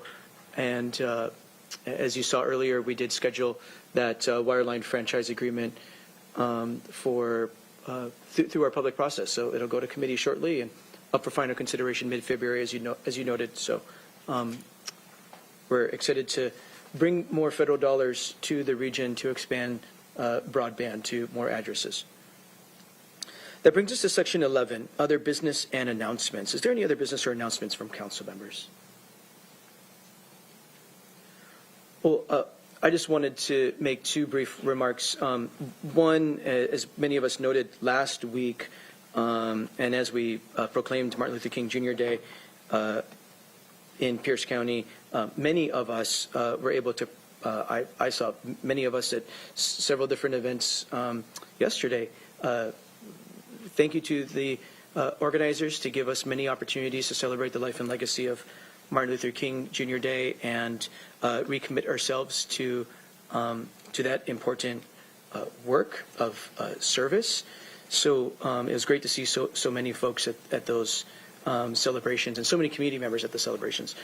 I also just wanted to note many folks here in this office saw Mr. Anthony Breezy with me all day today. Anthony works in our risk management department, and he's completing the silver level leadership program at Pierce County. We heard a little bit about this during our budget development work with the Human Resources Department, and some opportunities we have to invest in the people who work at Pierce County. We don't get to work all the time with a lot of different staff members. We certainly see leadership of departments often, but we don't get to meet a lot of the just amazing committed public servants. And I'm grateful to the Human Services Department who provides I got to learn more about the professional development and leadership program that the Human Services Department offers to all employees. Got to hear firsthand from Anthony, again, who works at risk management. Anthony lives here in Pierce County and is a great public servant. So thank you for spending the day with me, Anthony. Thank you for partaking in the leadership development program that we offer here. It's great to spend time with you, and thank you for your service. Councilmember Kruger. Thank you, Chair. I just wanted to add that Mr. Breezy is in my district, and I took a few moments to visit with him for a time. And I'm excited that he is so interested in this program and furthering himself, furthering his service, and for his family. And that's pretty special. So I just wanted to touch on that, and we're excited to have you here and what you're doing. Thank you. Thank you. Ms. Long, is there any other business before council this evening? Seeing no other business before the Pierce County Council, we are adjourned.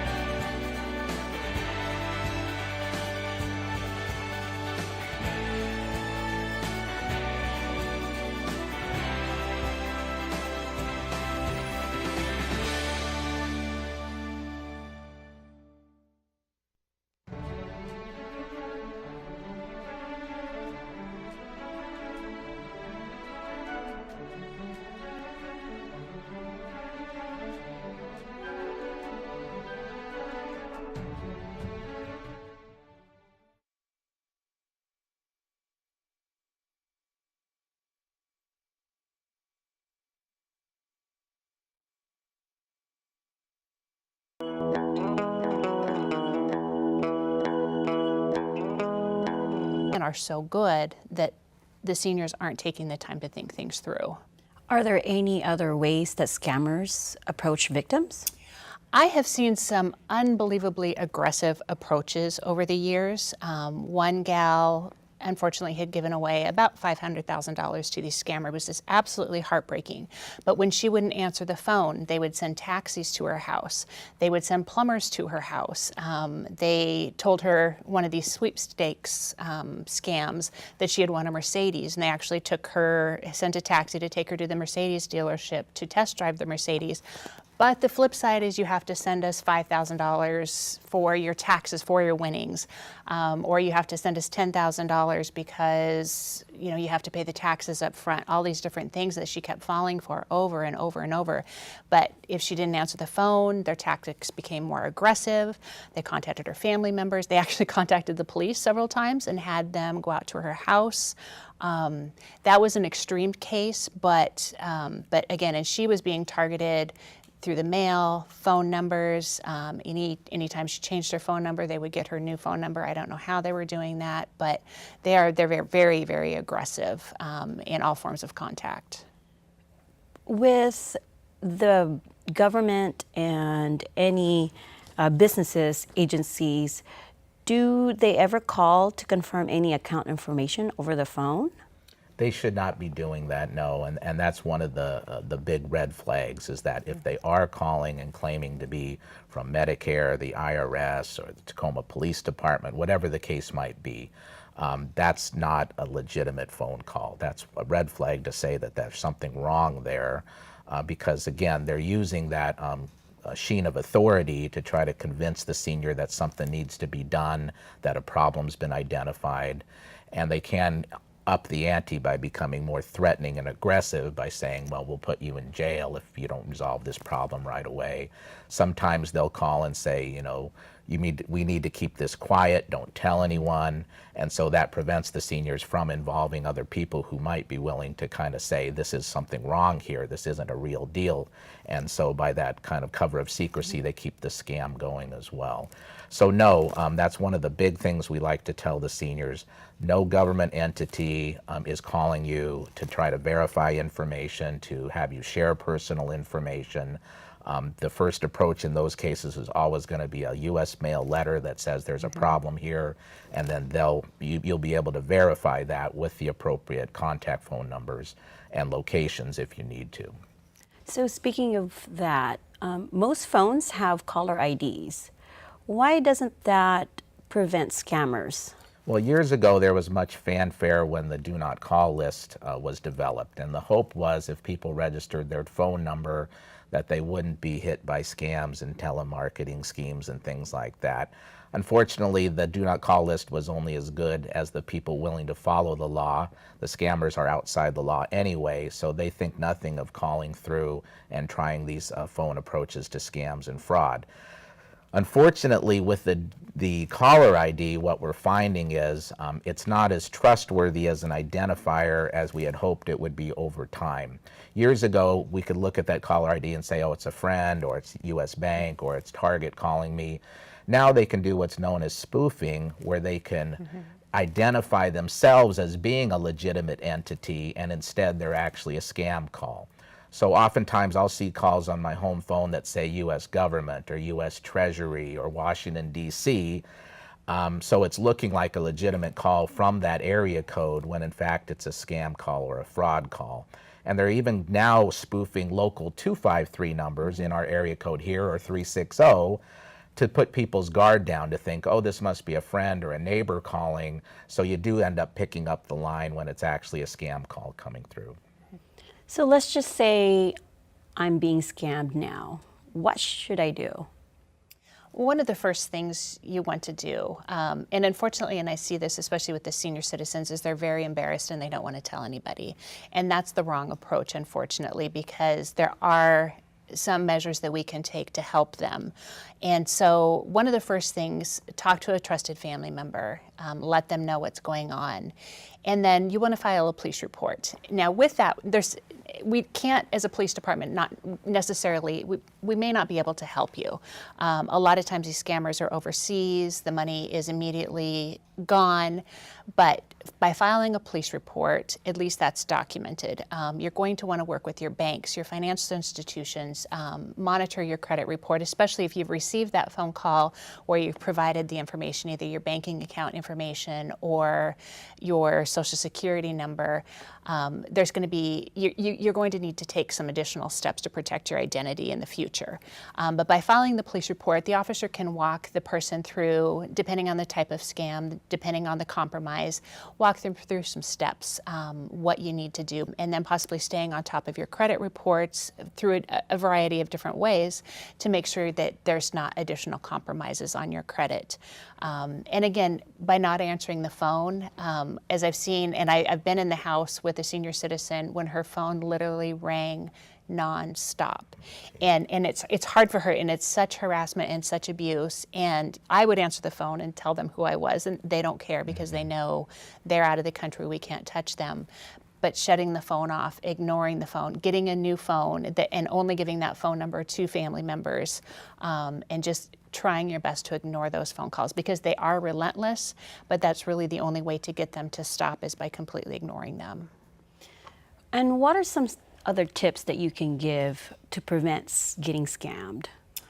One of the things, and again, we're a different generation, not as courteous as the older generation. The older generation is going to answer their phones. I don't answer my phone if I don't recognize the phone number, even if it's a 253-798, which is a county phone number. I won't answer it. If it's important and if it's a legitimate phone call, they're going to leave me a message and I'm going to be able to call them back. But my phone rings probably like everybody else's 2 or 3 times a day with what I would imagine would be scamming type of phone calls. So ignoring those phone calls, start questioning.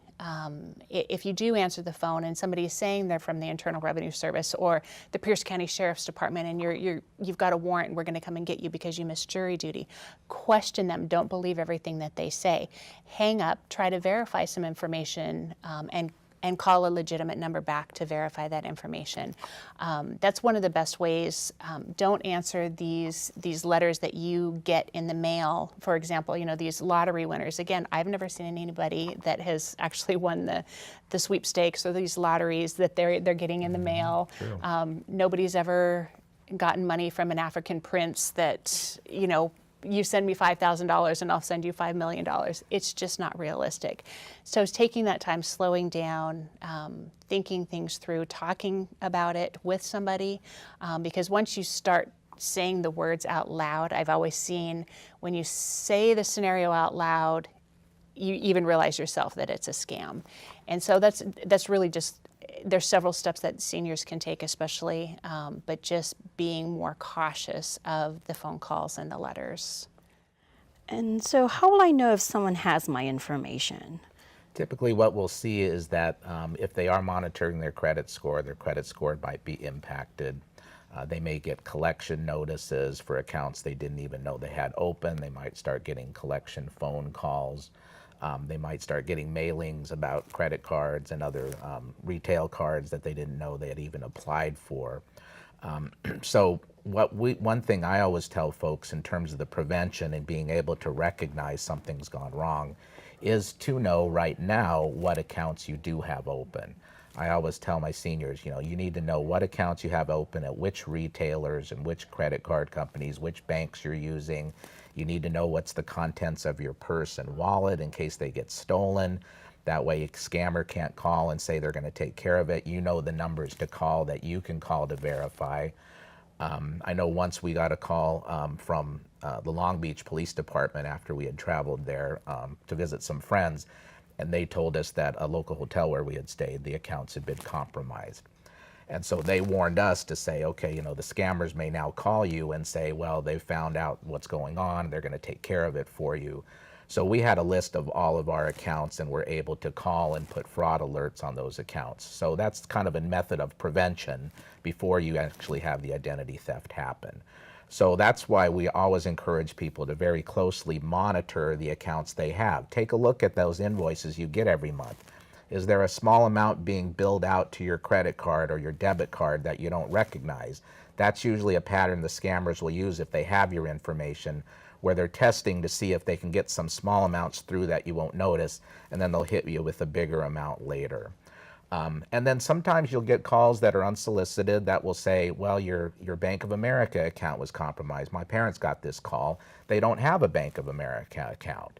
But again, it was just a matter of trying to scare them into talking to someone about their personal information. So it's wise to know what accounts you have open. It's wise to ask for a credit report. We have the information where you can get a free secure credit report so you know what accounts are there. It's not unusual. You'll get your credit report and find out there's accounts that you've had dormant for years, out of state even if you went to college in another state. It's good to have that information and start closing those old accounts, because the more you have open, the more likely they might be able to hack into those accounts. And if I can just add on to that, one of the issues that we see from a law enforcement standpoint is once somebody is the actual victim of identity theft, meaning somebody has compromised their identity, used their social security number to open up accounts, it's an ongoing problem. Once the information is out there, and we've all been victims of these big computer glitches or account takeovers, all the businesses that had their data breaches. We've all been the victim of that. All of our information is out there, unfortunately. But once somebody is the victim of identity theft, where they've compromised their identity with their social security number, varying accounts, that information continues to stay out there. And so people, regardless of their age, really need to stay on top of their credit reports. And so they can get a copy of their credit reports. And if somebody is savvy, you can get three free credit reports a year. Or if it's an extreme case, certainly you can hire a credit monitoring service. There's varying businesses out there. You see commercials for them all the time. But for that peace of mind, especially if you've already been the victim of identity theft, you can hire one of these companies to kind of stay on top of things. You can put a freeze on your credit if you're the victim of identity theft. And one of the benefits of that, especially as senior citizens who aren't out buying new cars and boats and houses and opening up new credit cards, you can put a freeze on your credit so that no one will be able to open accounts in your name.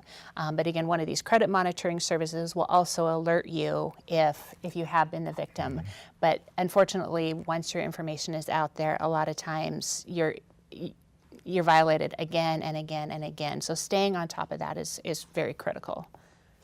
With the seniors, they're not often good with getting on the computer and using the internet, and some don't have any families. Is there a resource that they can reach out to help them figure out when they are being scammed?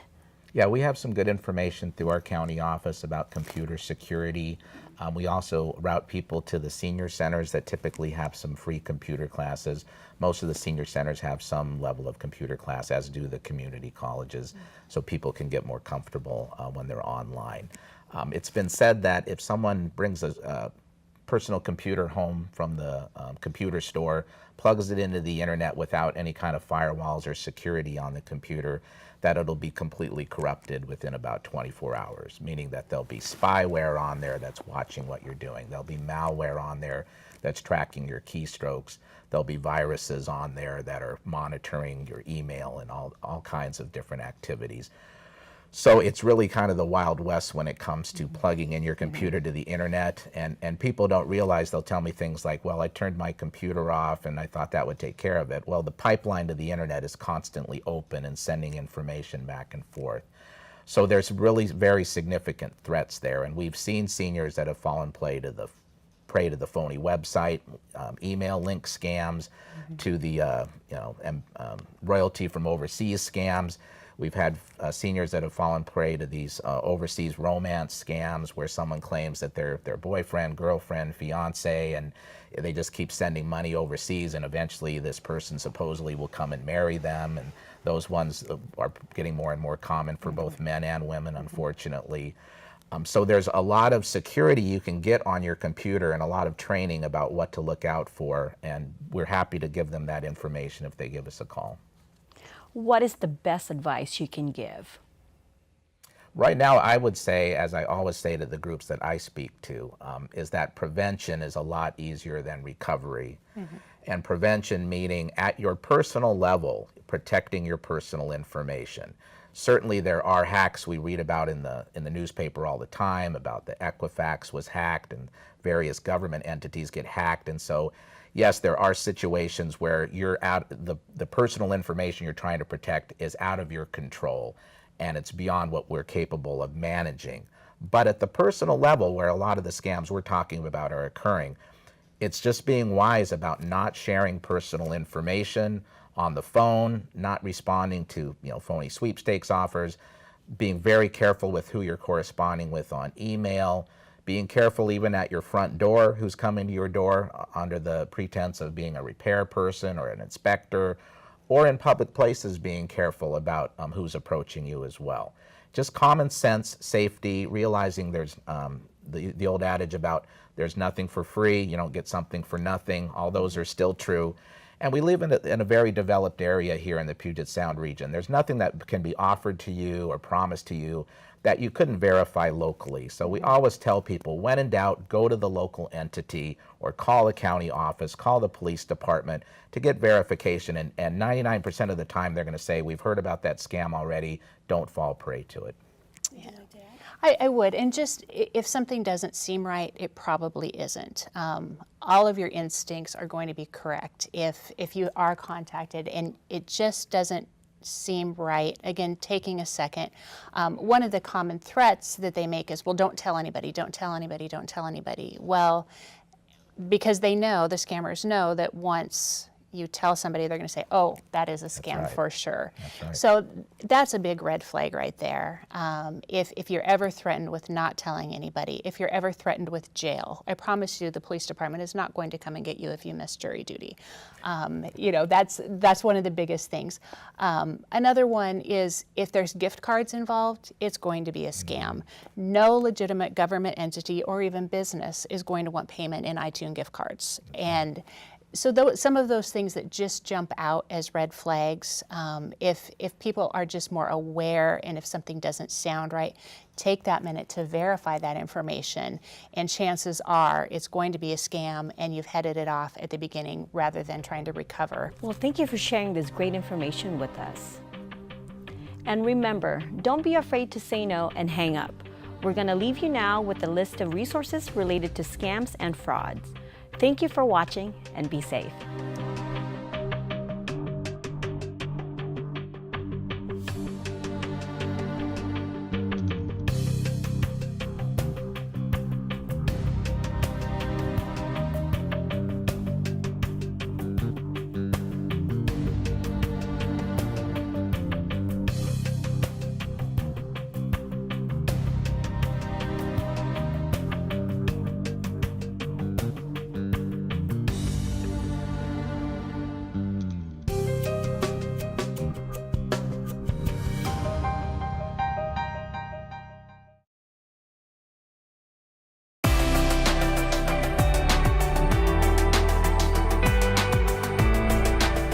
You're watching PCTV. See Pierce County from here.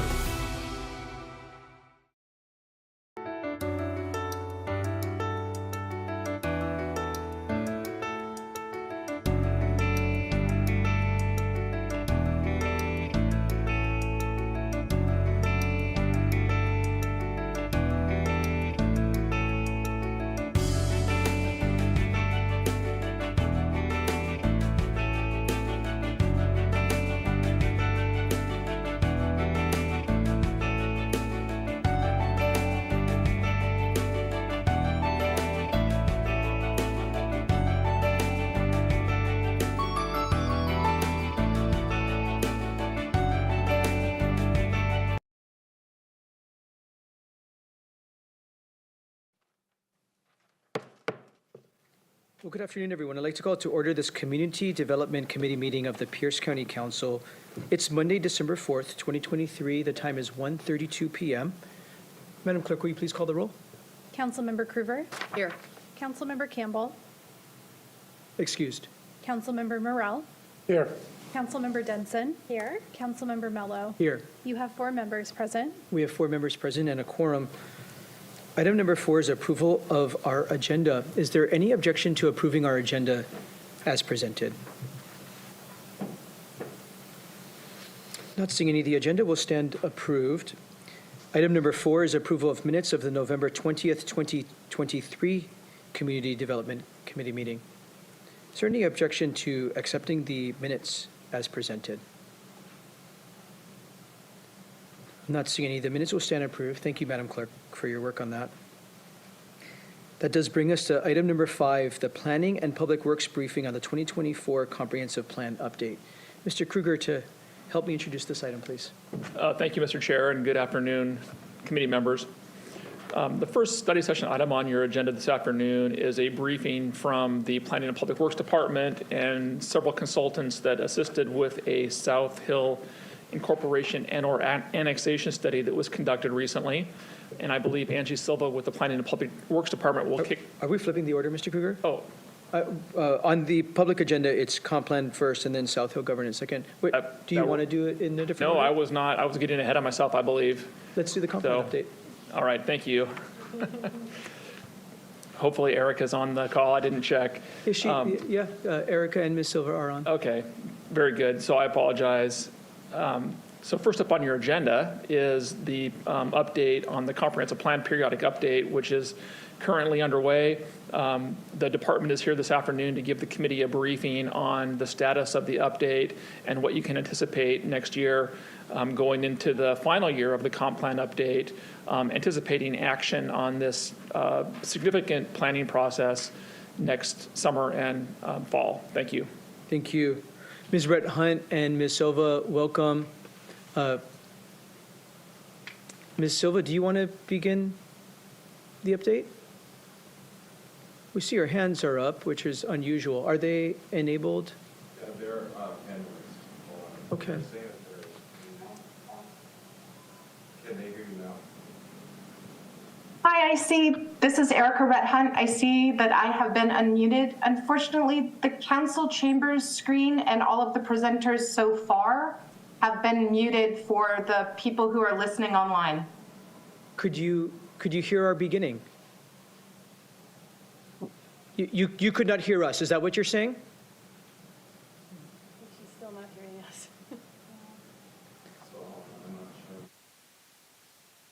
Ms. Silva, can you hear us? Okay, we're going to take a 5-minute recess and get the technology working, so we'll be in recess for 5 minutes.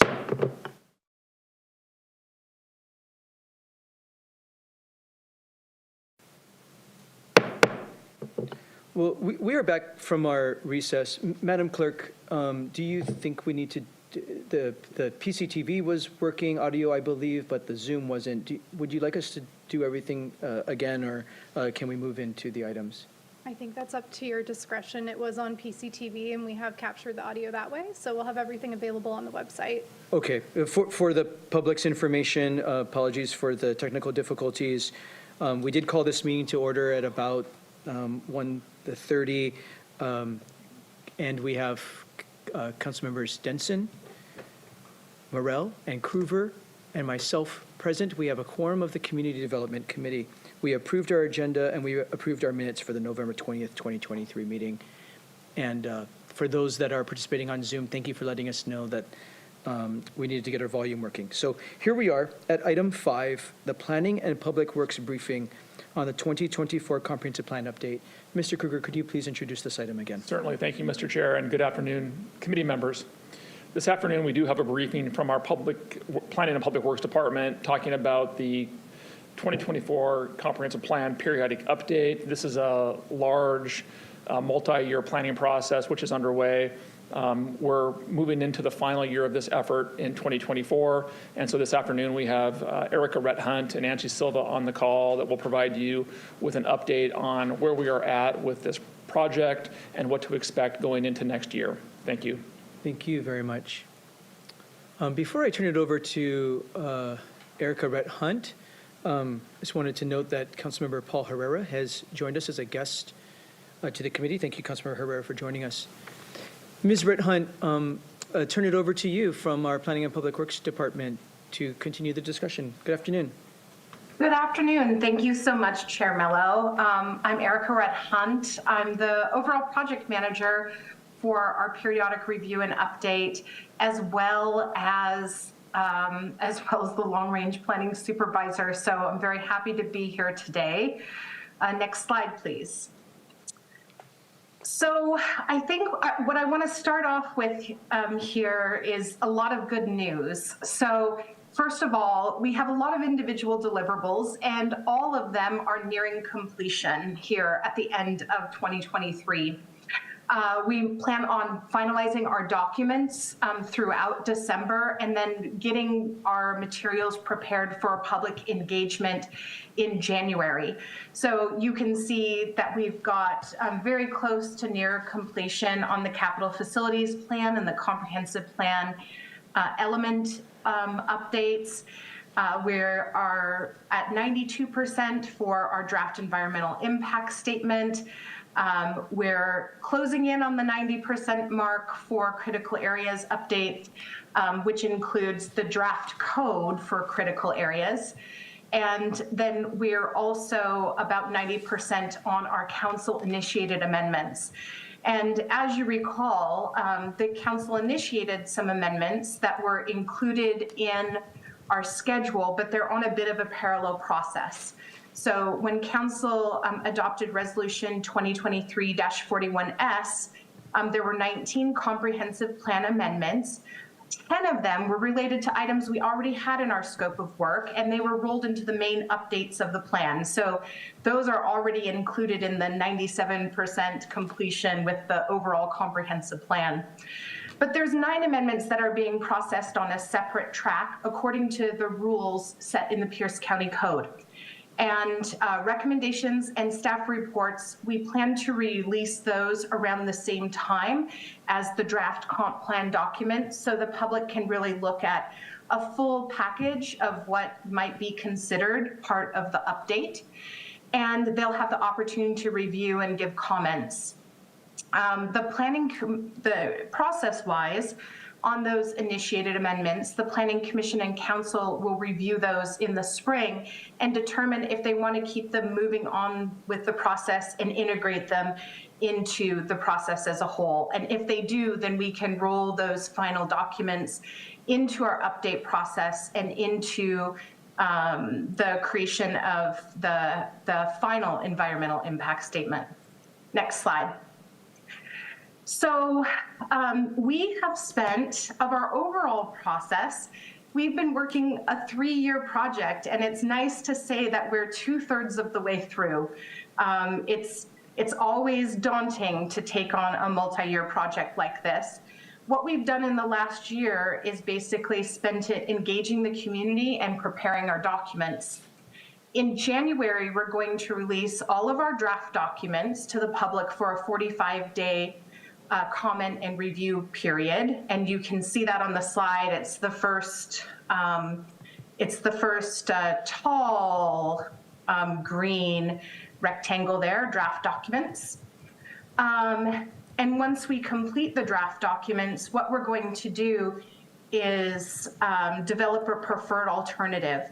So one of the things that we have done differently with this update is that we didn't go into it with a single idea of what the future would hold and how we should go about aligning our land use, transportation, capital facilities, et cetera, to the many policies and obligations that we have. Instead, we're using the EIS process to look and study the trade-offs between different alternatives. So once we get more information, once we can release our draft EIS and get more information and public comment about those alternatives and the trade-offs that they present, then we do need to go through a process of developing that preferred alternative so that all of our final policy and plan documents, our final environmental impact statement, they can all be prepared and go through the legislative process on that basis. So, but as we update documents and prepare the implementing code, once we have the development or we've developed the preferred alternative, we'll be making all those final changes, and we will start sending documents through the Planning Commission and on to Council in batches as the documents are available. Because we have a lot, this is a big update with lots of changes from the state and regional level, and some changes from the local level as well. So it's going to take us some time to give careful consideration to what the county would like to adopt as a final plan. Ms. Rithunt, please pause there. Yep. In this slide, we show final adoption scheduled for December 2024. I've heard some conversation about this needing to be completed by end of September 2024. Can you please confirm what the statutory deadline is? Our statutory deadline is the end of December 2024. So our goal is to try and complete all of our draft documents by the end, or all of our final drafts of the documents by the end of September 2024, so that there's time for legislative review and processing. We also, if we are able to select a preferred alternative in late spring, We'll also try and start rolling out final documents for planning commission hearings and council hearings, hopefully sooner than that. But we have the internal goal of by early fall having all those documents available and some already through the review process. Thank you for clarifying that. Vice Chair Denson. Yes, thank you, Chair. Ms. Rhett Hunt, how is the preferred alternative actually selected? Who makes that decision and how does that work? So there's no set way in state law for the preferred alternative to be selected. So the process that we are considering is that we will, and it is also informed by the fact that we have the council-initiated amendments, that a determination needs to be made which of those amendments will be moving forward as part of the overall plan and which will not. And so we've rolled that into a process of selecting the preferred alternative. So based on the information that is released in the documents with the draft release, including the EIS, which has information about impacts and trade-offs, we'll then gather public comment on that. We'll have a series of hearings with the Planning Commission. We anticipate that they will make a recommendation and send that up to council, and council will also have the chance to review and make a recommendation on that. So we are hoping to get an official action of the council, perhaps in the form of a resolution, in which you would make a definitive statement about what the preferred alternative should be.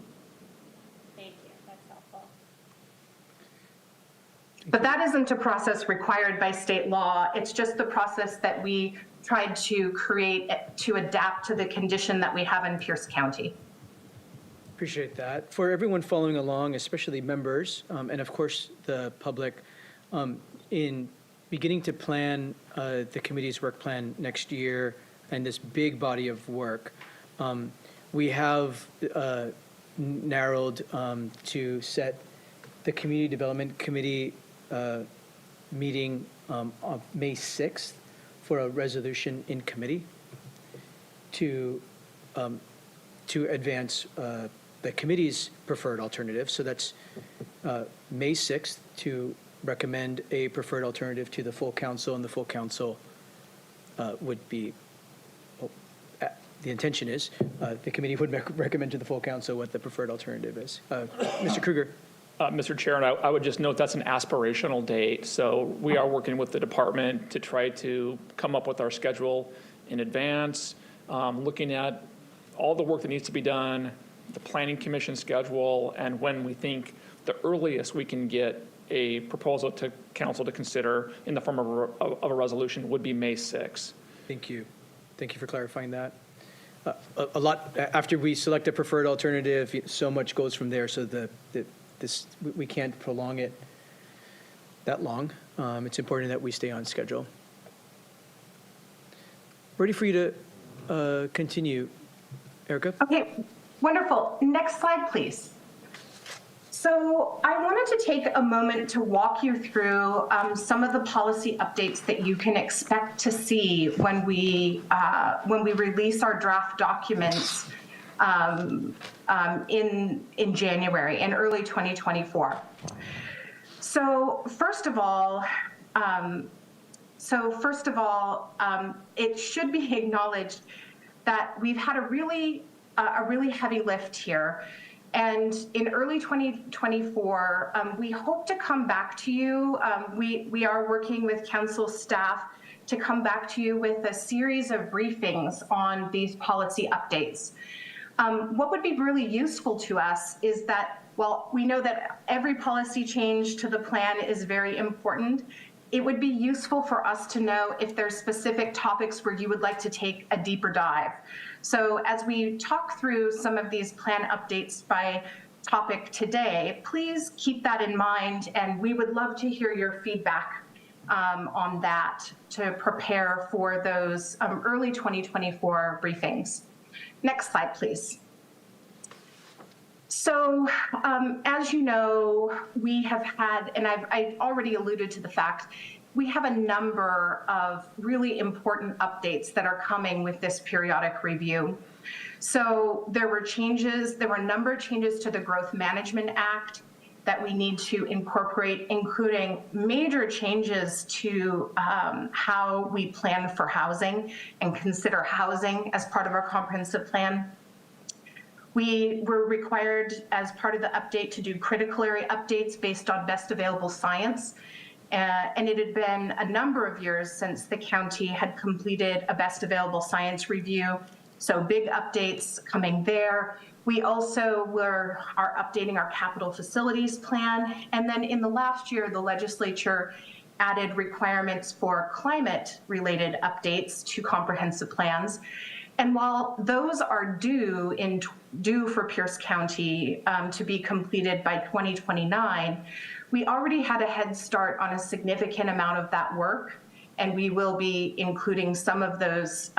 We will be trying to meet some of those requirements in the proposed documents that we have that will be released in the first of the year. We also have to accommodate the 2044 growth targets, which are population and employment growth targets adopted in 2022. But earlier this year, we went through a whole process to also adopt housing targets by income band. We have updates related to big updates to Vision 2050. We need to ensure alignment with that, as well as our countywide planning policies. And then for county directives, we're integrating some adopted plans that have come around since the last major update, as well as those council requests. So when we look at those updates, we can expect to see them in these 4 areas: in our comprehensive plan, in a capital facilities plan, in our code updates, and then as well as our environmental impact statement, where we look at some different ways to achieve our same objectives.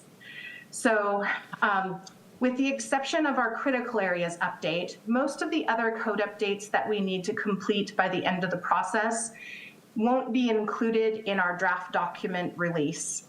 That's because they may have some reliance on how we put together our preferred alternative.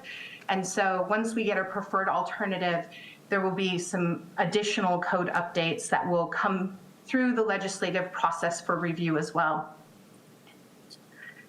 So I'm going to briefly talk about some of the plan updates by topic. A lot of the focus of this update is on changing our policies to ensure consistency with everything I just talked about on the last slide. And then when we think about our consistency with Vision 2050 and the countywide planning policies, it's really rethinking how we organize our land use to try and align with our regional growth objectives and responsibilities. So those are very, while it may only get a bullet here under land use, regional growth strategy alignment, the regional growth strategy alignment really does affect, for example, transportation, capital facilities, economic development, environment, and climate. It has a big impact throughout our plan. So in land use, let me just quickly talk about some of the changes. You can expect to see that regional growth strategy alignment, some updates to align our Frederickson Manufacturing and Industrial Center with regional policies for industrial centers, improve policies for military and tribal coordination and equity, updates to address climate change and climate resiliency, as well as addressing conflicts between urban, industrial, and other land uses. In our capital facilities and utilities element, again, updates for growth, and we'll see over and over again in these policy changes, we're improving policies for coordination, equity, climate updates, and also protecting our health and protecting our sources of drinking water. For cultural resources, we are addressing tribal resources. more attention to tribal resources than has been in those policies before, as well as climate change. For design and character, we're looking at how do we support as a county reuse of buildings for sustainability and historic reasons, ensuring that we have good transit facility design and that we're designing our own structures and encouraging other structures in our county to be designed for sustainability and climate. Under economic development, we are considering policies to improve access to opportunity, to reflect climate realities, to recognize tribal contributions, to support agritourism and small businesses, as well as including some of those Frederickson updates as they apply to economic development policy.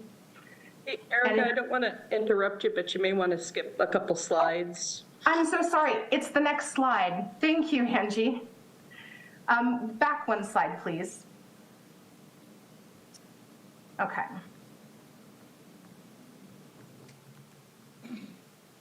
And then for environment and climate, this will be the home of many of our overarching climate policies, as well as climate and health, as well as we'll see some updated policies related to our critical areas update and to support integrated approaches and coordination to tackling sustainability, environment, and climate issues. Next slide, please.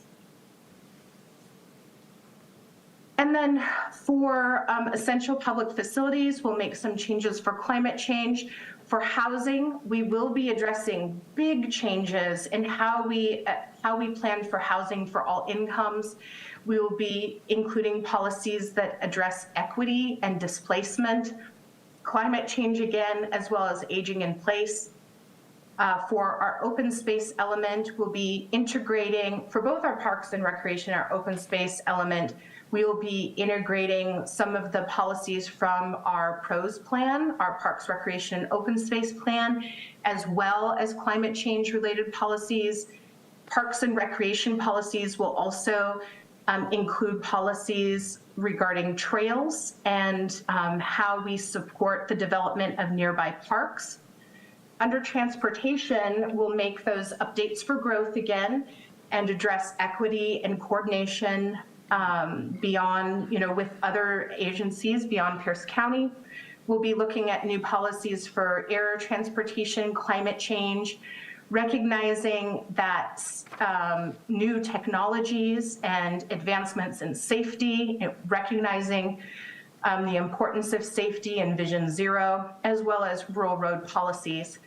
And then in our council-initiated comprehensive plan amendments, we'll be looking at daycare centers being allowed in neighborhoods, redevelopment priorities within our urban area, short-term rentals, joint planning agreements, ferry policies for Anderson-Ketron Island, allowing duplexes in Graham, and then 3 potential UGA changes. One would be to expand the UGA along SR 410. Another is an expansion of Buckley's urban growth area. And the last is an urban growth area land swap for Bonnie Lake. So it's a big update of policies that we have to look at. Next slide, please. Okay, so now I wanted to speak a little bit to our environmental impact statement. And although we have plenty of policy updates that we need to make no matter what, so a lot of those things that we are looking at about climate change, coordination, equity, and policy alignment with the regional growth strategy, there's some aspects of those things that we have to do in any way that we move forward. But the county does have some choices in how we accommodate those policies, how we accommodate growth and meet our obligations for land use, housing, transportation, capital facilities, and the environment. And so, as I mentioned before, the EIS for this project doesn't assume that we have chosen a preferred alternative. So when we do choose a preferred alternative, We could advance any of the alternatives that we've studied, but we can also potentially mix and match some of the features of different alternatives and create a hybrid alternative to maximize desired outcomes. So for example, if we're looking at, maybe we look and we say, well, alternative 2 is really better for creating affordable housing, but alternative 3 is really better for transportation. We have the ability in our preferred alternative to mix and match some of those features to try and maximize the best outcomes for our county. Next slide, please. So all of the alternatives that we study accommodate the same amount of residential and employment growth. What they differ in is where they accommodate the growth and how quickly some of the changes, how quickly we try and spur on some of those changes. So we always need to study a no action alternative, and that's our alternative 1. And what it does is it considers what's going to happen if the county grows, but it doesn't make any changes to our current approach to land use, transportation, or any of our other policies. So that's what happens in the no action alternative. Alternative 2 and 3, we call those action alternatives because that's where we are trying to, see how our policies might result in different types of impacts. So in alternative 2, we build on the existing initiative to bend the trend and align growth with our regional objectives. So this updates policies to improve resiliency to climate change and to offer different modes of transportation and improve housing affordability. In this alternative, from a land use perspective, the plans that we've already set in place for centers and corridors stay about the same. So we have a higher intensity residential use along those centers, in those centers and corridors areas. But in alternative 2, we increase residential intensity throughout the urban area, which includes both the high capacity transit area as designated in the regional growth strategy and the rest of the urban unincorporated area to try and accommodate capacity to reach housing affordability for all income levels. In alternative 3, we propose a series of investments and policy changes, not just to bend the trend, but to end the trend and to try and shift growth patterns, transportation and climate response in a much more rapid way. So in a high capacity transit focus, this creates a high density multimodal core that designates land around our centers and corridors area, a larger amount of land. Think in this case about a half mile in all the directions from our major transit corridors. We would be increasing the intensity around those transit corridors to create that high density multimodal core. At the same time, we would be limiting capacity elsewhere. So for residential areas outside of that area, that half mile in every direction area, it would be about the same level of intensity that there is now in our urban area. It also involves retracting parts of our UGA that aren't characterized by urban growth at this time, and then taking some steps to limit rural growth.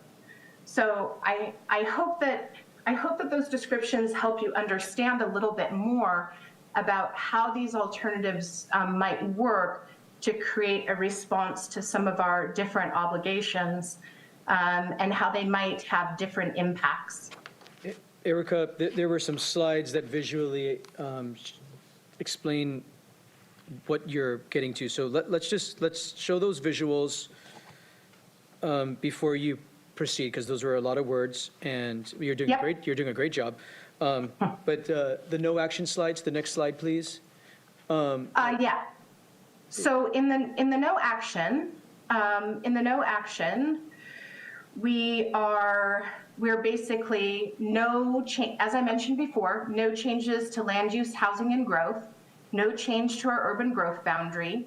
In the transportation and capital facilities, it would be really preservation and use of our existing system and the same vehicular level of service in rural and urban areas. For environment and climate, we would retain our current approach with critical areas.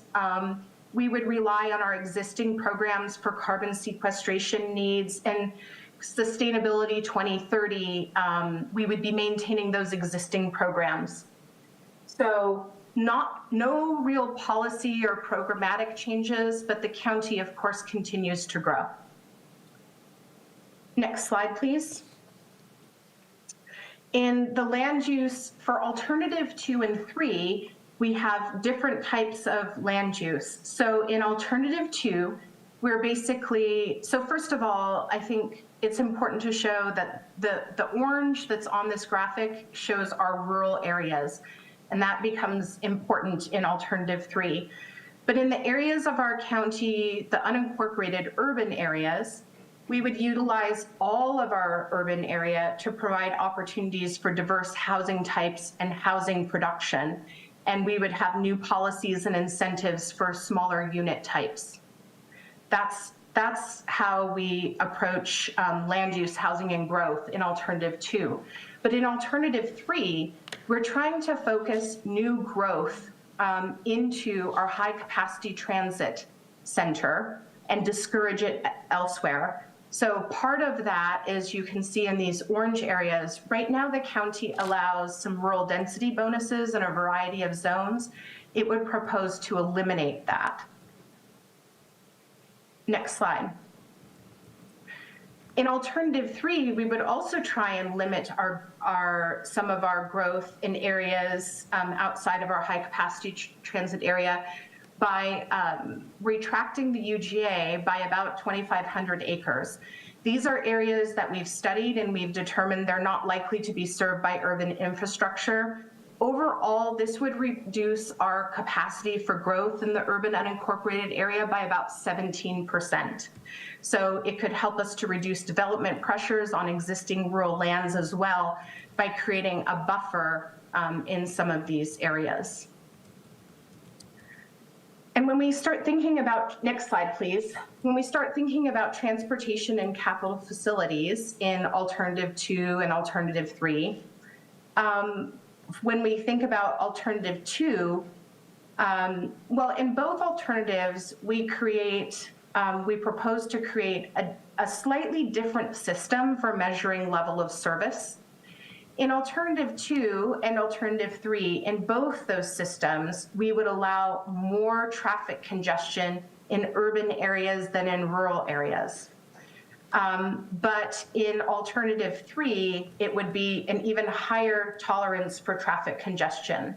Now, part of the issue with traffic congestion is that when you pair traffic congestion with viable alternatives for transportation, you get more people using the viable alternatives because they want to avoid the traffic congestion. So alternative 3 tries to leverage that a bit to create a more multimodal transit-oriented development core. And then there's a couple of different, in alternative 2, we would allow for rural roads to be expanded if they serve as key corridors between urban areas or urban centers. And then in alternative 2, we would also propose creating a county water utility to manage a number of small water systems to protect the environment and support county ownership and operation of reclaimed water systems. In alternative 3, we don't have the capital facility changes like alternative 2, but alternative 3 instead picks up the idea that the council asked us to explore, which is what it asked us to explore about a year ago, which is what would happen if we didn't complete the full Canyon Road extension. So alternative 3 includes limiting that Canyon Road extension to just the Milroy Bridge replacement. So that was an idea that came from a council resolution that we folded into alternative 3. And then finally, for our environment and climate section, it's important to note that we have some climate change policy amendments that are informed. Ms. Redhunt, excuse me. Yep. Let's advance to that next slide. Yep. And please proceed. And let's pause after this slide, please, so that we can have some conversation. Yes, it's the last one in this series. Go ahead. So I think it's important to note that our climate change policy amendments are informed by 2 different sources. So first of all, about 1.5 years ago, Council also requested that we address climate mitigation and environmental resiliency in all the elements of our comprehensive plan. If you go back, several slides, this is why one of the reasons why we see climate change being addressed in every element of our plan as a policy change. But the overall idea of that was really to ensure that the county is working towards meeting its greenhouse gas emissions reduction goals. So we carefully considered how we might be able to do that in both alternatives. Additionally, the legislature adopted an amendment to Growth Management Act that requires jurisdictions to reduce per capita greenhouse emissions and plan for climate hazards. And so, as I mentioned before, Pierce County doesn't have to have full compliance with that until 2029, but we were already on track to comply with several sections of what became that state law, and those ideas will be incorporated into our plan.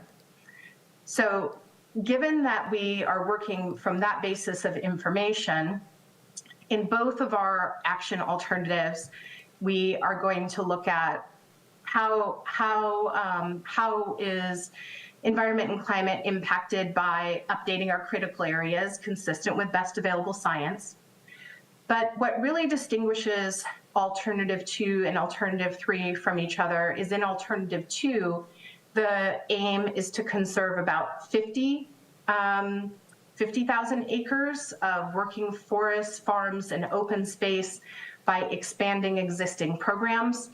And in alternative 3, it's looking to conserve an additional 100,000 acres beyond that through expanding existing programs, establishing new programs, and clearly there's a funding component that would go with those things. So different capacities for environmental response in those alternatives. I will now pause because I went through a lot of information. I know there's questions. Thank you, Ms. Redhunt. What questions do members have before I get to my questions? Let's begin with Councilmember Krueger. Thank you, Chair. I'll start with, there's so much information here, and everything is basically already predetermined. So when there is an open house and citizens are coming to make comment, what could they comment on that could make a change that isn't legislated already? So I think this is a great question, Councilmember Krueger. What's determined is the types of objectives that we need to achieve. What's not determined is how we go about achieving them. And so I think the strength of our approach is that we offer 3 alternatives, no action, and then the 2 action alternatives that show how successful can we meet those objectives and what are some of the trade-offs by taking different approaches. So when the public comes to engage on these issues, what we'd love to hear from them and how we're trying to develop some of our engagement materials is basically to ask them, how do you want to weigh and balance our approaches? So are there certain things that you think would work better for the community or not as well, and get that information so that a preferred alternative can be chosen? And to be clear, no alternative has been chosen. That's what the council will do in the springtime. Correct. And I've noticed quite, what's the word I'm trying to think of, but an enormous amount of land being restricted. Where were the property rights considered, or is there going to be compensation for landowners who are going to be restricted from using their lands to generate revenue? Was that in any part of a discussion or something to compensate for that? So in none of the alternatives do we propose land use restrictions that would include a takings of private property rights. But I think the discussion of opportunities for different landowners and how the various types of changes might affect them more or less, that's the type of thing that we would love to have comments on during our public engagement period. So what I'm looking at is conserving an additional 50,000 acres and then another 100,000 acres. Well, okay, so 50 in one plan and 100 in another plan.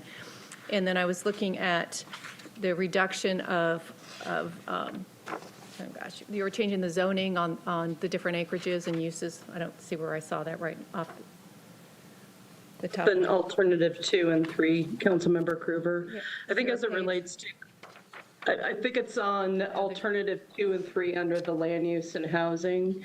As Erica mentioned, regulatory takings of private property rights is a very complex issue at the state and federal constitutional levels.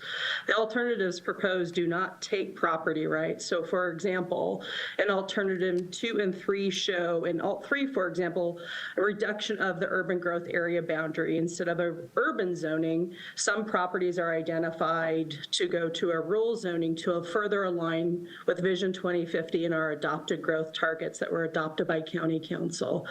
That means instead of having urban zoning, they have a rural zoning, which still has opportunities to develop the property, just not at the higher densities you commonly find in urban areas. In alternative 2, there are areas proposed to be downzoned, still in the urban area, but downzoned to a lesser degree to recognize flood hazard areas, which already impact the availability as well as developability of those lands, just not as intense along those flood hazard corridors.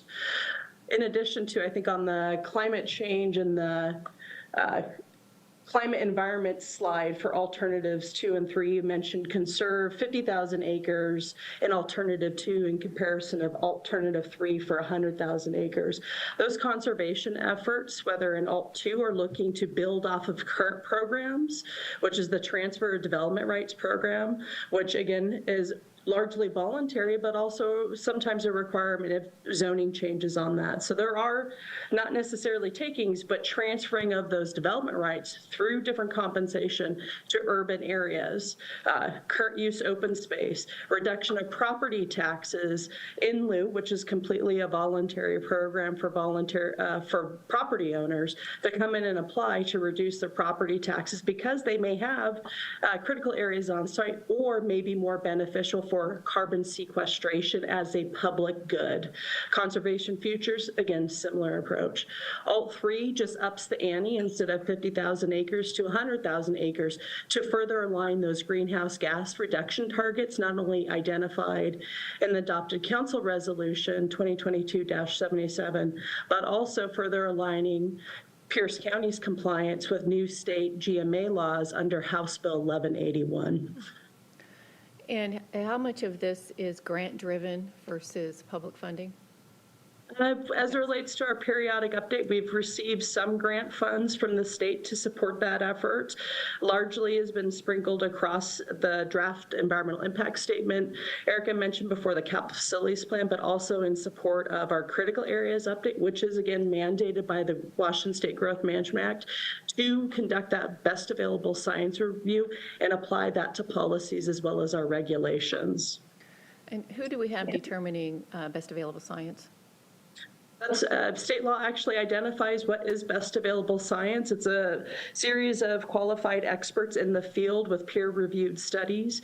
Many best available science studies are available online today and largely crafted by state agencies, whether that's ecology, Department of Natural Resource, Department of Fish and Wildlife, or commonly used for local governments and critical areas updates. Thank you. Thank you, Chair. Thank you. Thank you for those questions. Other questions?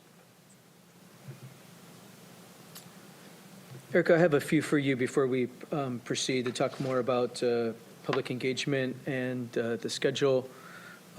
Great update. You're clearly making very good progress on a lot of subject matter. Thank you for that. My first question is on the water utility. We've begun early discussions about creating a county water utility for many reasons, including the ones stated in the slide here about transportation and capital facilities related to alternatives 2 and 3. We have many small water systems, many failing and governed by homeowners associations or folks who maybe didn't know what they were getting into, and any number of reasons. Probably not the right folks to manage something as complicated as a water system. So great to see this in this context. I think one of my questions is if Pierce County went with alternative 3, the high capacity transit focus, wouldn't we need the water utility in that alternative as well? So this is where it comes to, we couldn't have the alternatives do exactly all the same things, but only one thing different. And so for some of these discretionary policies, we included them in one alternative or another, especially for things like the development of a water system, which would be at Pierce County's discretion. It's a little bit different than consistency with best available science, which is required of us at a state level. And so we have consistency with best available science in both alternatives.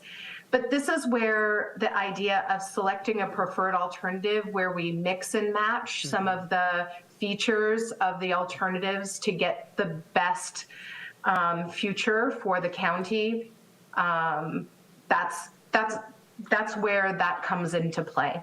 I appreciate that, and that's a very good reminder that while we're studying 3 different alternatives, no action, centers and corridors in number 2, and high capacity transit focus in number 3, the end alternative that council selects could very well be a hybrid. Where we mix and match the different aspects of the different alternatives to get to a preferred alternative. It doesn't have to, the preferred alternative does not need to be 1, 2, or 3. It could be a hybrid.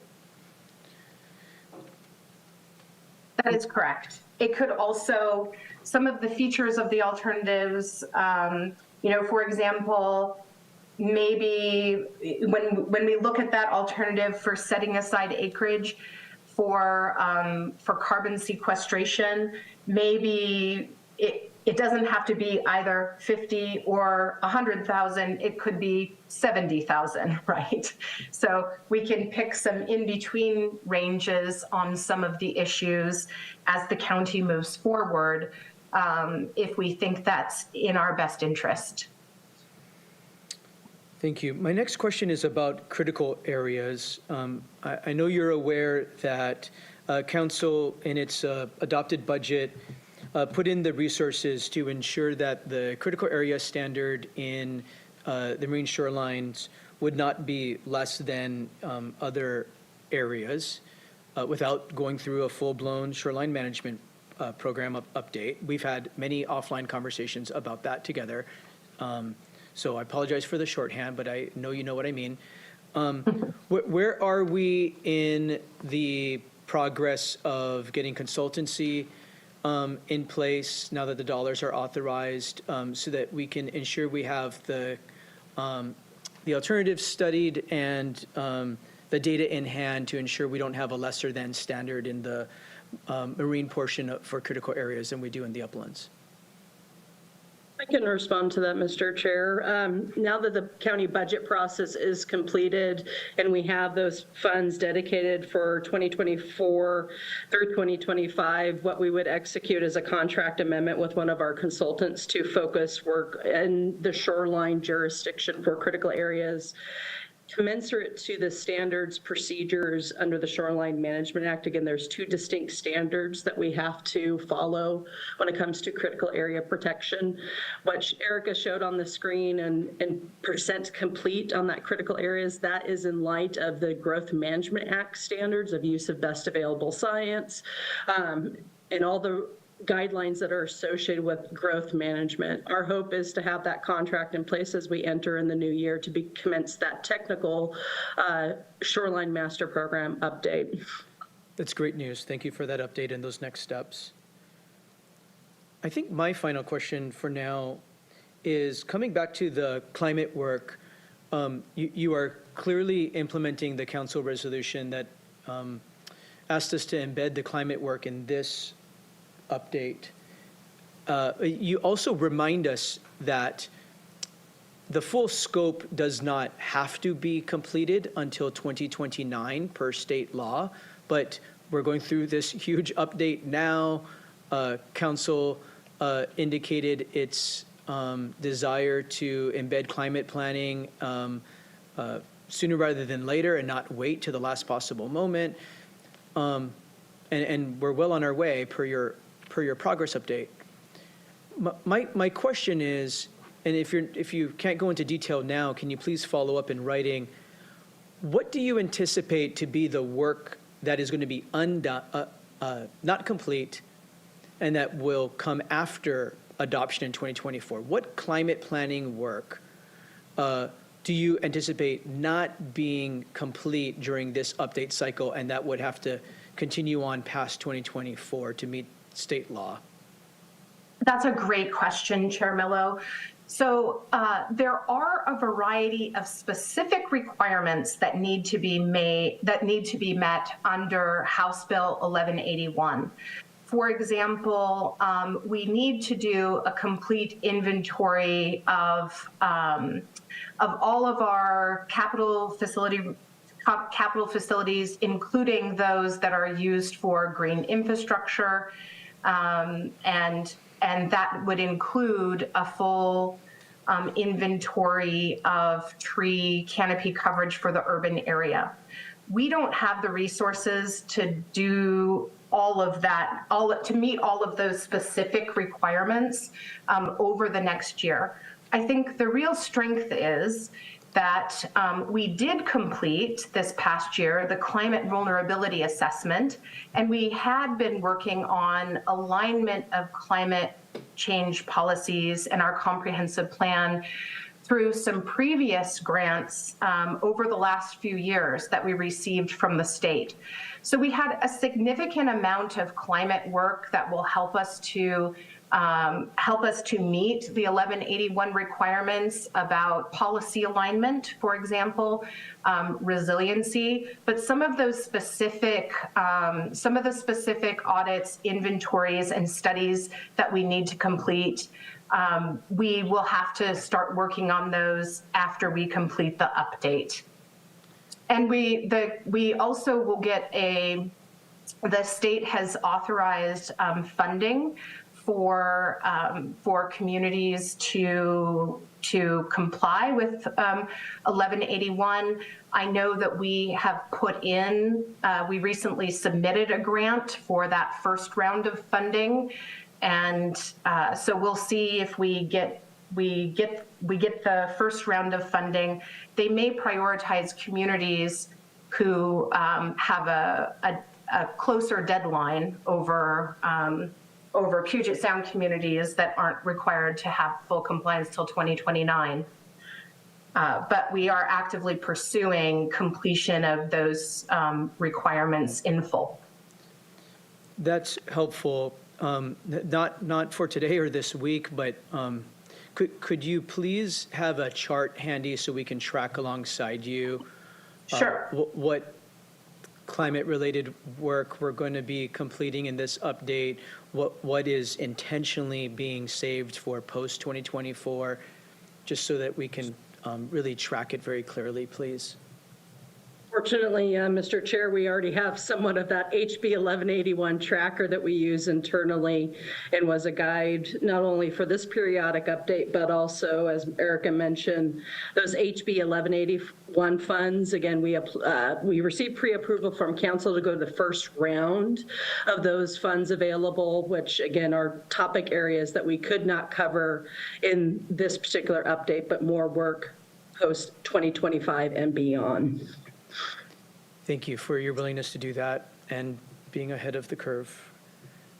Councilmember Krueger. Thank you, Chair. And on that note, will you be tracking the progress of the greenhouse gas reductions, that, what it is now, what it will be, what is working, what's not? Traction of our greenhouse gas reductions is a significant focus of our Sustainable Resource Division within the department, Councilmember Gruber, and we work very closely with them on that, including using relatively recent data for the Puget Sound area that we partnered with King, Snohomish, and Kitsap counties on that reduction. So provided further guidance to where we are today, how to move that needle closer to that 45% greenhouse reduction and the impacts of what land use, for example, or transportation have on that. So that's been a key focus, and you'll definitely see that in our staff reports reference when we get to that public release in January, Erica mentioned previously. Is that something that would be done like biannually or quarterly? Because this is a big investment for the taxpayer. It's redesigning how they live for this purpose, and so they should have that knowledge on how it's working. I understand, Councilmember. I don't have the frequency off the top of my head that Sustainable Resources takes to look at not only our in-house greenhouse gas reduction efforts, but also externally, such as that land use transportation I mentioned. So I'll have to circle back with you, ma'am, on that. Thank you. Thank you, Chair. Thank you. Okay. I think we're ready to check in on the public engagement work. Erica. Okay, wonderful. If you would advance to the next slide, please. Wonderful. Okay, so we have this big engagement period that's coming up, and it really is the culmination of what we've been working toward for the last year plus. And so we have several goals for this engagement period, and I think these will sound familiar based on what I've already talked about in the rest of the presentation. So one of our main goals is to help people explore and understand the trade-offs between different alternatives. So we want to explain the differences between the alternatives and share the results of our draft environmental impact statement to explore what is this combination of policies and how do they align with community priorities. In addition, that really leads to the second goal, which is to collect input that's going to shape that alternative.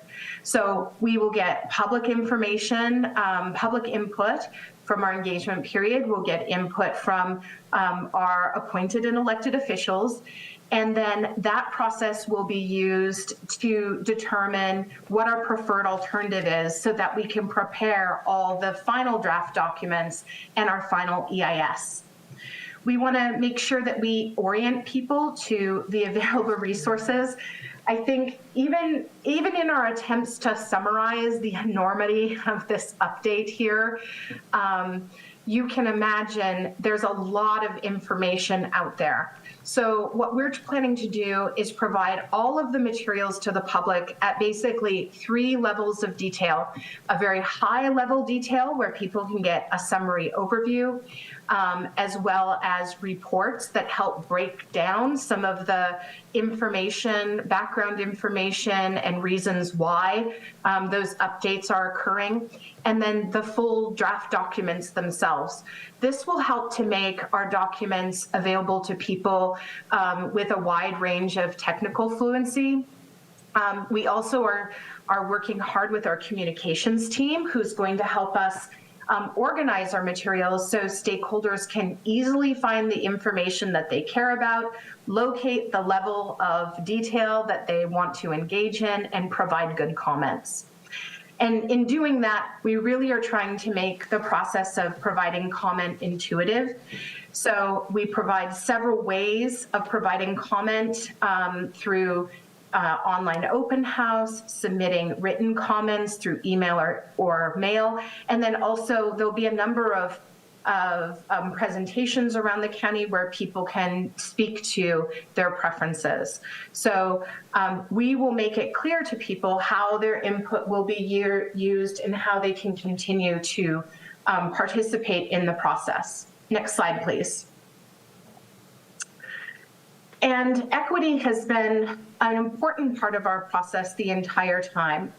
And if you recall one of the first slides we put up, it showed that basically we've done in the last year, we've done 4 different engagement periods around either a general topic, what should be included in the scope of work for this project, and then some specific topics on critical areas and best available science, climate vulnerability assessment, and then also racially disparate impacts of housing. So, we basically have a lot of lessons learned about our approach. How do we ensure that we're getting input from a variety of voices around the county? And so we developed goals for equitable engagement specific to this update based on what we've learned. So we can help people connect people to the information they need and make commenting easy. So in our past engagements, we reviewed our demographics and looked at who had been underrepresented in our participation so far, and which marginalized and unrepresented groups have been well represented, because we have had some successes. And then we set strategies to either stick with what was working and keep our success going, or to try something new, or strategies that we could use to bring in some new voices. So we're working on our communications and engagement methods right now to implement that approach and to provide a variety of engagement options. And we'll be tailoring, as we have been all along, we've been tailoring our approaches to try and improve our success in reaching those voices that might not otherwise be heard. Next slide, please. Okay, next steps. Next slide, please. So here is a schedule. It looks very similar to maybe a schedule that you've seen before. And I just wanted to put this at the very end because the whole way through, we've been talking a lot about this is, we're going to have a draft document release, and then the preferred alternative will be discussed, and then we'll move on to something else. And so I hope that this schedule helps to lay it out a little more visually for you. So we are right, of course, in December 2023. So we're just right before that second vertical dotted line there. And we're heading into the first of the year where we're going to have our draft public review period. Once we receive the comment we have a little bit of time to get those comments consolidated, and then we'll start with the Planning Commission. You see the time set aside in April and May for determination of the preferred alternative. So Planning Commission and then Council will hold meetings and hearings to develop that preferred alternative approach in late spring. And during that time, the public can engage in those meetings to provide public input. Once we select the preferred alternative, 3 things are going to happen. First of all of our final policy documents, plan documents, and codes, we will start preparing those drafts. They will be updated to reflect the preferred alternative as appropriate. So some of the policy changes, when the drafts roll out, you'll see some of the policy changes, a lot of the policy changes that we propose aren't dependent on which alternative that we choose, but some of them are. And so in our planning documents, there you might go through some of the documents, for example, land use, and see, oh, this policy would read this way under alternative 2, but would read a different way under alternative 3. So we can try and match some of those areas of variability with the preferred alternative. We also know that we have to implement some changes to Pierce County Code based on the selection of the preferred. And so we'll be working on those code updates. You can expect a big package of changes that will have to do with housing and land use related to housing, because that's required by the changes to the Growth Management Act under House Bill 1220. You'll see those come through. And then we'll also get to work on completing our final environmental EIS, environmental impact statement. So it will identify the three big things that a final EIS does is it'll identify any corrections that need to be made from the information that was released in the draft EIS. It will respond to all the comments that we receive from the public. And then it'll include an analysis of the preferred alternatives, similar to the type of analysis that you'll see for alternatives 1, 2, and 3 when the draft EIS comes out. So as we complete our final documents in the draft form, then we'll start sending them through the Planning Commission and then on to the council for their review. And that again provides opportunity for people to give input at those meetings and hearings. And as those documents start to move through the process, it will culminate in adoption of the whole package at the end of the year. So this is an ambitious schedule, as we've said the entire time.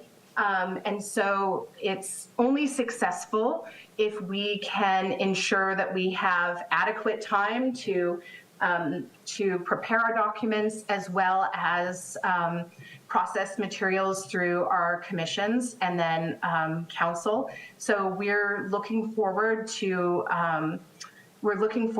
start processing those documents as soon as we can after the preferred alternative is settled. That is the end of my presentation. Thank you so much for participating or for having us here so that we could discuss this today.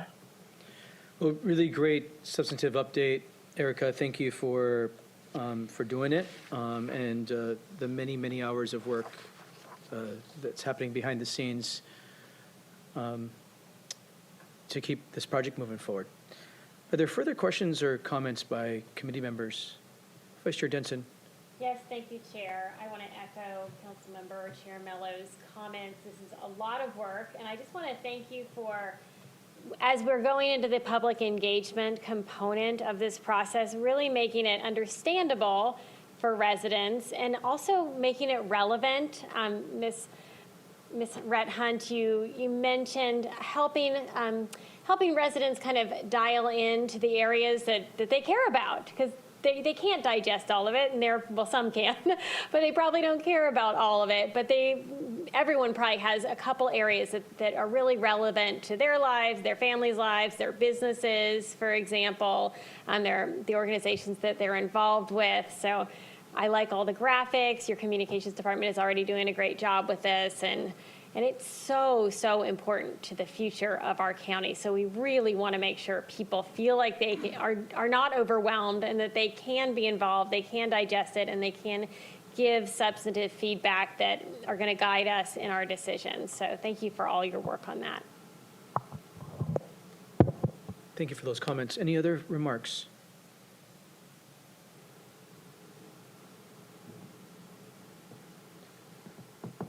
Councilmember Cruver. Thank you. I'll just say thank you for all your hard work. I do. A lot of pieces to put together. I do appreciate you. Thank you. Thank you, Chair. Thank you. Well, we have our work cut out for us in 2024. but you've been doing a lot of the setup, data analysis, and preparation over the past couple of years to make sure that we can be really focused and productive in 2024. So we're looking forward to the work ahead. Thank you very much. Let's move on to the next discussion item, and that's the South Hill Governance Study. Mr. Kruger. Thank you, Mr. Chair. In 2021, the council, as part of your budget appropriation, included funding to conduct a feasibility analysis of incorporation or annexation of the South Hill area into one of the neighboring cities.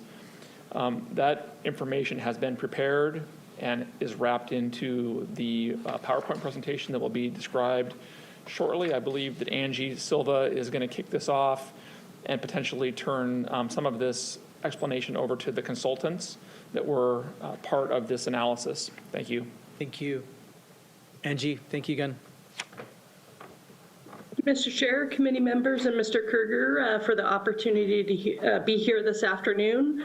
As mentioned, this is a follow-up presentation since our October briefing on the draft report on the South Hill Governance Study Proviso.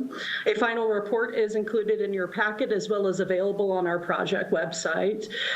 Joined with me this afternoon are the consultant team who supported this effort, so I apologize profusely if I botched their last names, but from Community Attributes here with us today is Michaela Jellicoe as well as Ethan Schmidt.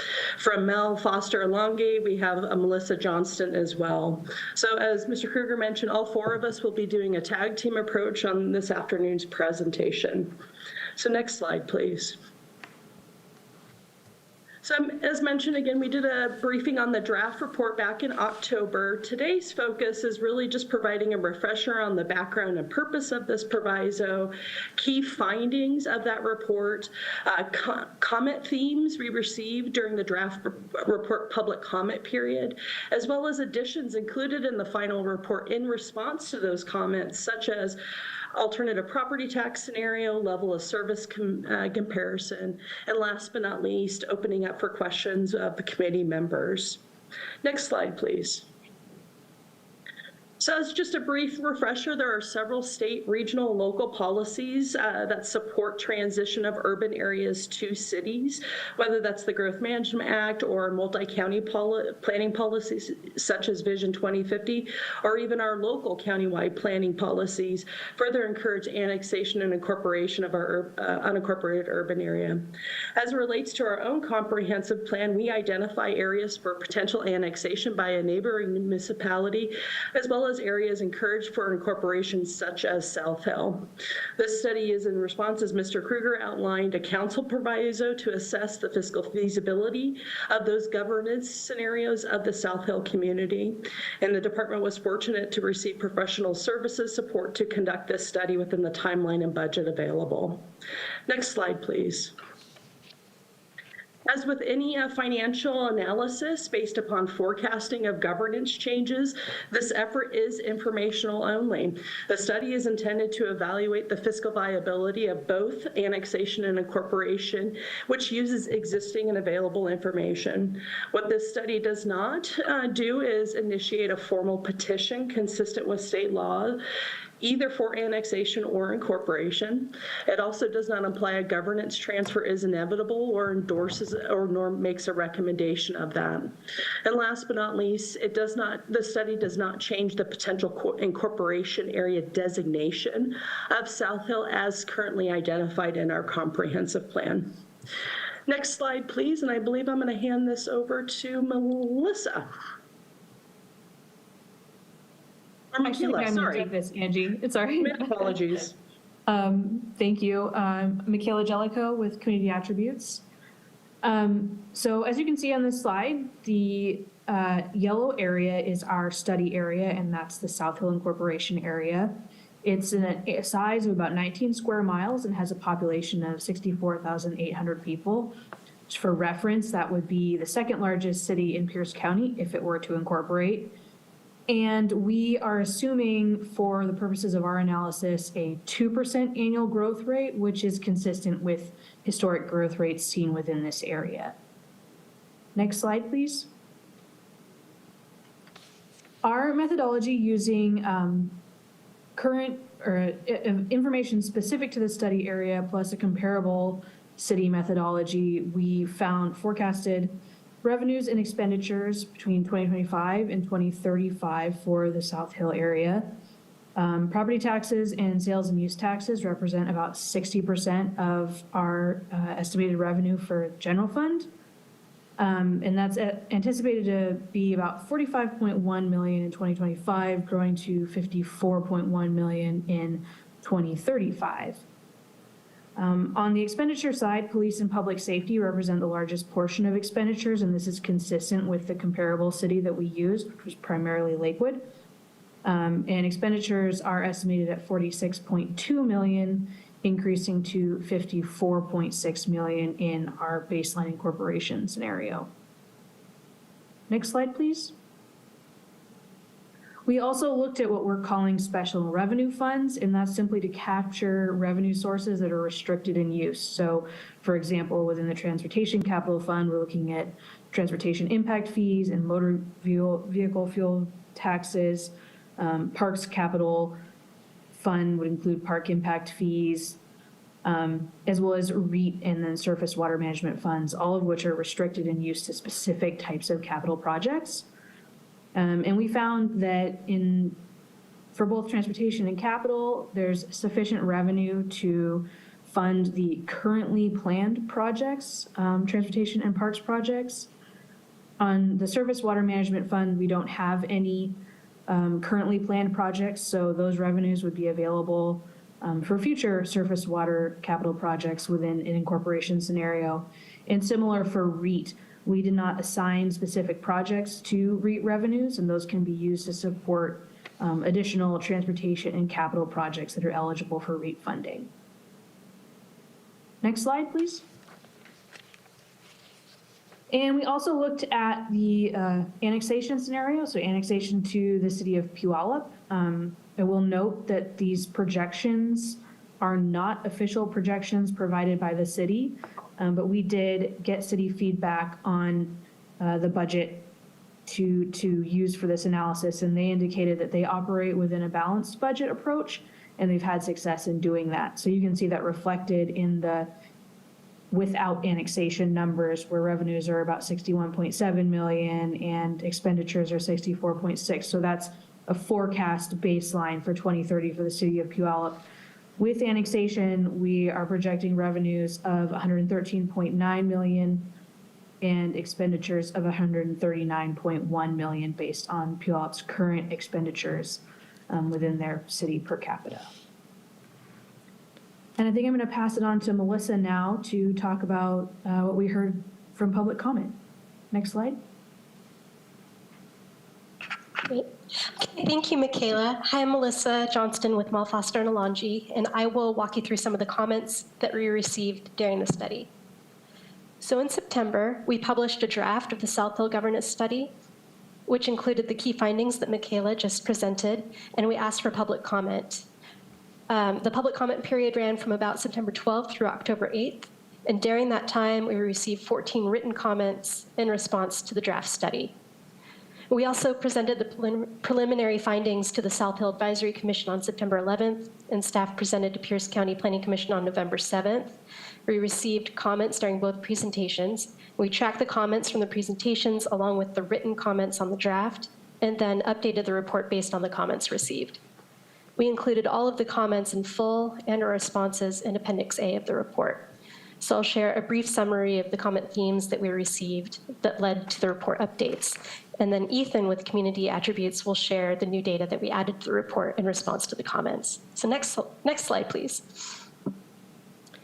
So we heard requests for more information and examples comparing the cost of living in incorporated versus unincorporated areas. And we heard requests to examine different levels of service.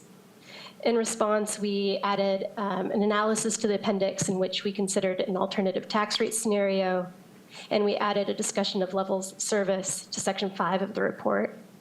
Next slide.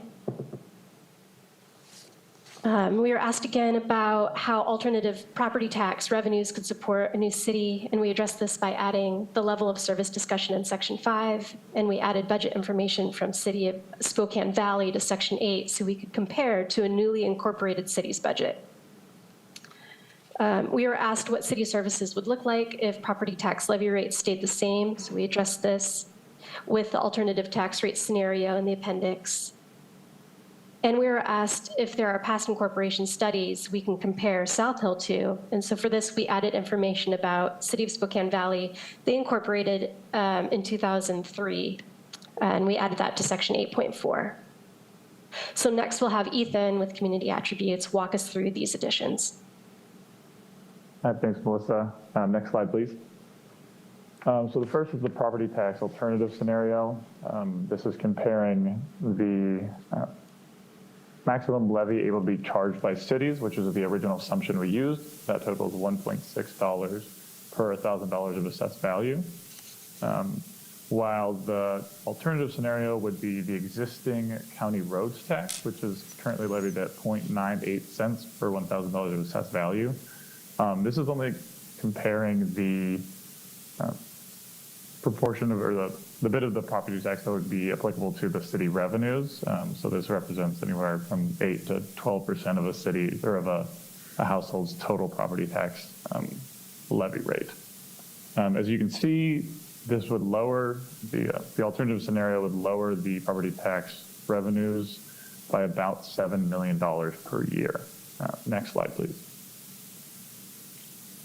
So this shows the general fund impact from that alternative scenario. So if the 0.98 cents per $1,000 of assessed value were to be utilized, revenues would drop by about $8 million in 2030. So widening the gap a bit between revenues and expenditures in the general fund. And as you can see in the chart, expenditures would not change if they're not impacted by property taxes. Next slide, please. So we were able to grab some level of service information for Parks and Rec, Police, Sewer, and Transportation across the South Hill study area, unincorporated Pierce County, the city of Lakewood, and the city of Puyallup. The city of Lakewood was used as our comparison jurisdiction for a lot of the analysis, so that's why we chose to include that. And then Puyallup would be the annexing city, so that's why we included them. Level of service tracking metrics are pretty inconsistent across jurisdictions. There's no standardized way to track a lot of these things. There's no systems put in place that are requiring jurisdictions to track them in a certain way. So we can get into that more, but you'll see that parks is the most consistent, typically captured as park acres per 1,000 residents, and then police are often measured in average response time for varying incidents. And then for the level of service, obviously, unincorporated Pierce County is providing a lot of the services as of now, but they're not always, the unincorporated Pierce County level of service is not always the best measure for the South Hill study area. And I'll speak about that more with police due to the urban and densely populated nature of South Hill compared to some of the more rural areas served by the Pierce County government. Next slide, please. For Parks and Rec, South Hill currently has about 4.7 acres of developed parks per 1,000 residents. Unincorporated Pierce County, on average, has a slightly higher number at 5.6, while Lakewood and Puyallup have about 7 developed park acres per 1,000 residents, and Puyallup has 8.3 developed park acres per 1,000 residents. In terms of police, unincorporated Pierce County reports an average response time of 11.1 minutes. This applies to all of the different areas that the Pierce County Sheriff serves, which includes any cities that they contract to. So these times likely vary in the more urban areas, such as South Hill, University Place, any of those areas, compared to the more rural kind of service areas. Lakewood and Puyallup both have a target of about 3 minutes for police response, although Lakewood does have a varying degree of requirements depending on the type of emergency. Sewer is typically tracked through gallons per residential equivalent. There are currently Pierce County is currently providing service to South Hill and Lakewood, so they have the same level of service as unincorporated Pierce County. And Puyallup does not track their level of service for sewer outside of wanting to accommodate peak wastewater discharge plus infiltration and inflow throughout the year. Lastly, we have transportation. We were able to find data specific to road volumes and traffic congestion. Unincorporated Pierce County has set a standard volume and service ratio for their areas that they serve, and currently 1.29 miles fall out of this standard. And then Lakewood and Puyallup have a system of assessing volume per traveler volume per mile, and they have a sliding scale from A to F or A to D, dictating what level of service each road is currently providing. And a majority of their roads are near capacity or operating at very low speeds, as shared in their transportation element of the comprehensive report. Next slide, please. And lastly, we included a little bit of discussion about past studies into the report in response to public comment. Incorporation studies in Washington have been sparse in the last 20 to 30 years. The last study that we were able to find publicly available was for Spokane Valley's incorporation in 2003. Very high-level overview of the findings from the analysis. They were predicting about a 10% general fund deficit, and they overestimated revenues and expenditures by about 10% compared to realized revenues and expenditures from Spokane Valley once that they incorporated. And in reality, by about 2005, Spokane Valley's budget had stabilized, and they were seeing a general fund surplus of about 8 to 15%. And I will pass it back to Angie with some questions.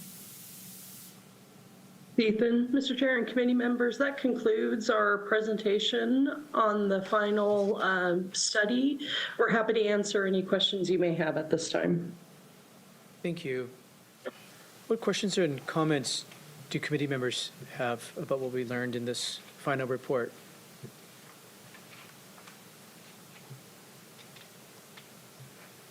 I wanted to dwell on that, the last slide. That's seems especially significant piece of information there that you found for us. As we listen to the community dialogue about annexation, that both this potential incorporation or annexation, but we're talking about incorporation, and other parts of the county, a lot of attention is brought to this very topic of can that geography, in this case South Hill, financially sustain itself? And this last slide about Spokane Valley's experience seems especially significant because in the previous slides, the takeaway that I have is the South Hill geography cannot necessarily financially sustain itself. If I'm misunderstanding some of the early takeaways, please correct me. But then we have the Spokane Valley experience, and I believe as I read media reports and listen to reflections of 20 years ago and the University Place Incorporation or the Lakewood Incorporation, similar narratives come out when I listen to folks who were heavily involved in those incorporations, that initial findings were they could not be self-sustaining financially, but then look at them now. So I really feel like this is central to the community dialogue as community leaders and community members continue to wrestle with these very questions. So what more can be said about this last slide, and maybe also the Lakewood experience and the University Place experience, if you looked at financial viability there before and after sort of assumptions? What more can you share about this? Very fair questions, Mr. Chair. I'm going to start the response, and I'm going to ask Michaela or Ethan to jump in where I'm missing some information here. So I think it's important to note that kind of the study area boundary, we identified what was a clear nexus, the incorporation, potential incorporation area identified in our comprehensive plan. But what is typical of these type of grassroots incorporation efforts is those boundaries are modified through dialogue and discussions with property owners and business owners on what is that appropriate boundary for that future city. So that's one piece of the puzzle. Another piece of the puzzle is if incorporated, jurisdictions have a direct nexus on what level of service and what types of services they provide to jurisdictions. So to how to balance that revenue and expenditure is directly within that newly elected body to help balance that budget, which often many jurisdictions take a serious approach. This study had to make assumptions on future actions by elected officials.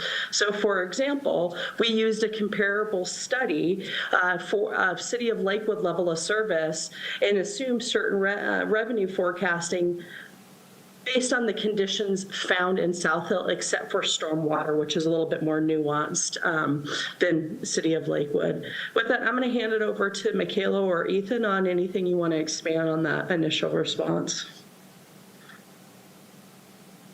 Thanks, Angie. I don't really have a lot to add. I think that the point about cities determining their own level of service upon incorporation is really important for this. So as Angie mentioned, we had to make assumptions to come up with a financial feasibility model, but in reality, the city will be able to determine what level of service they are able to and wish to provide and where to prioritize those for their specific community.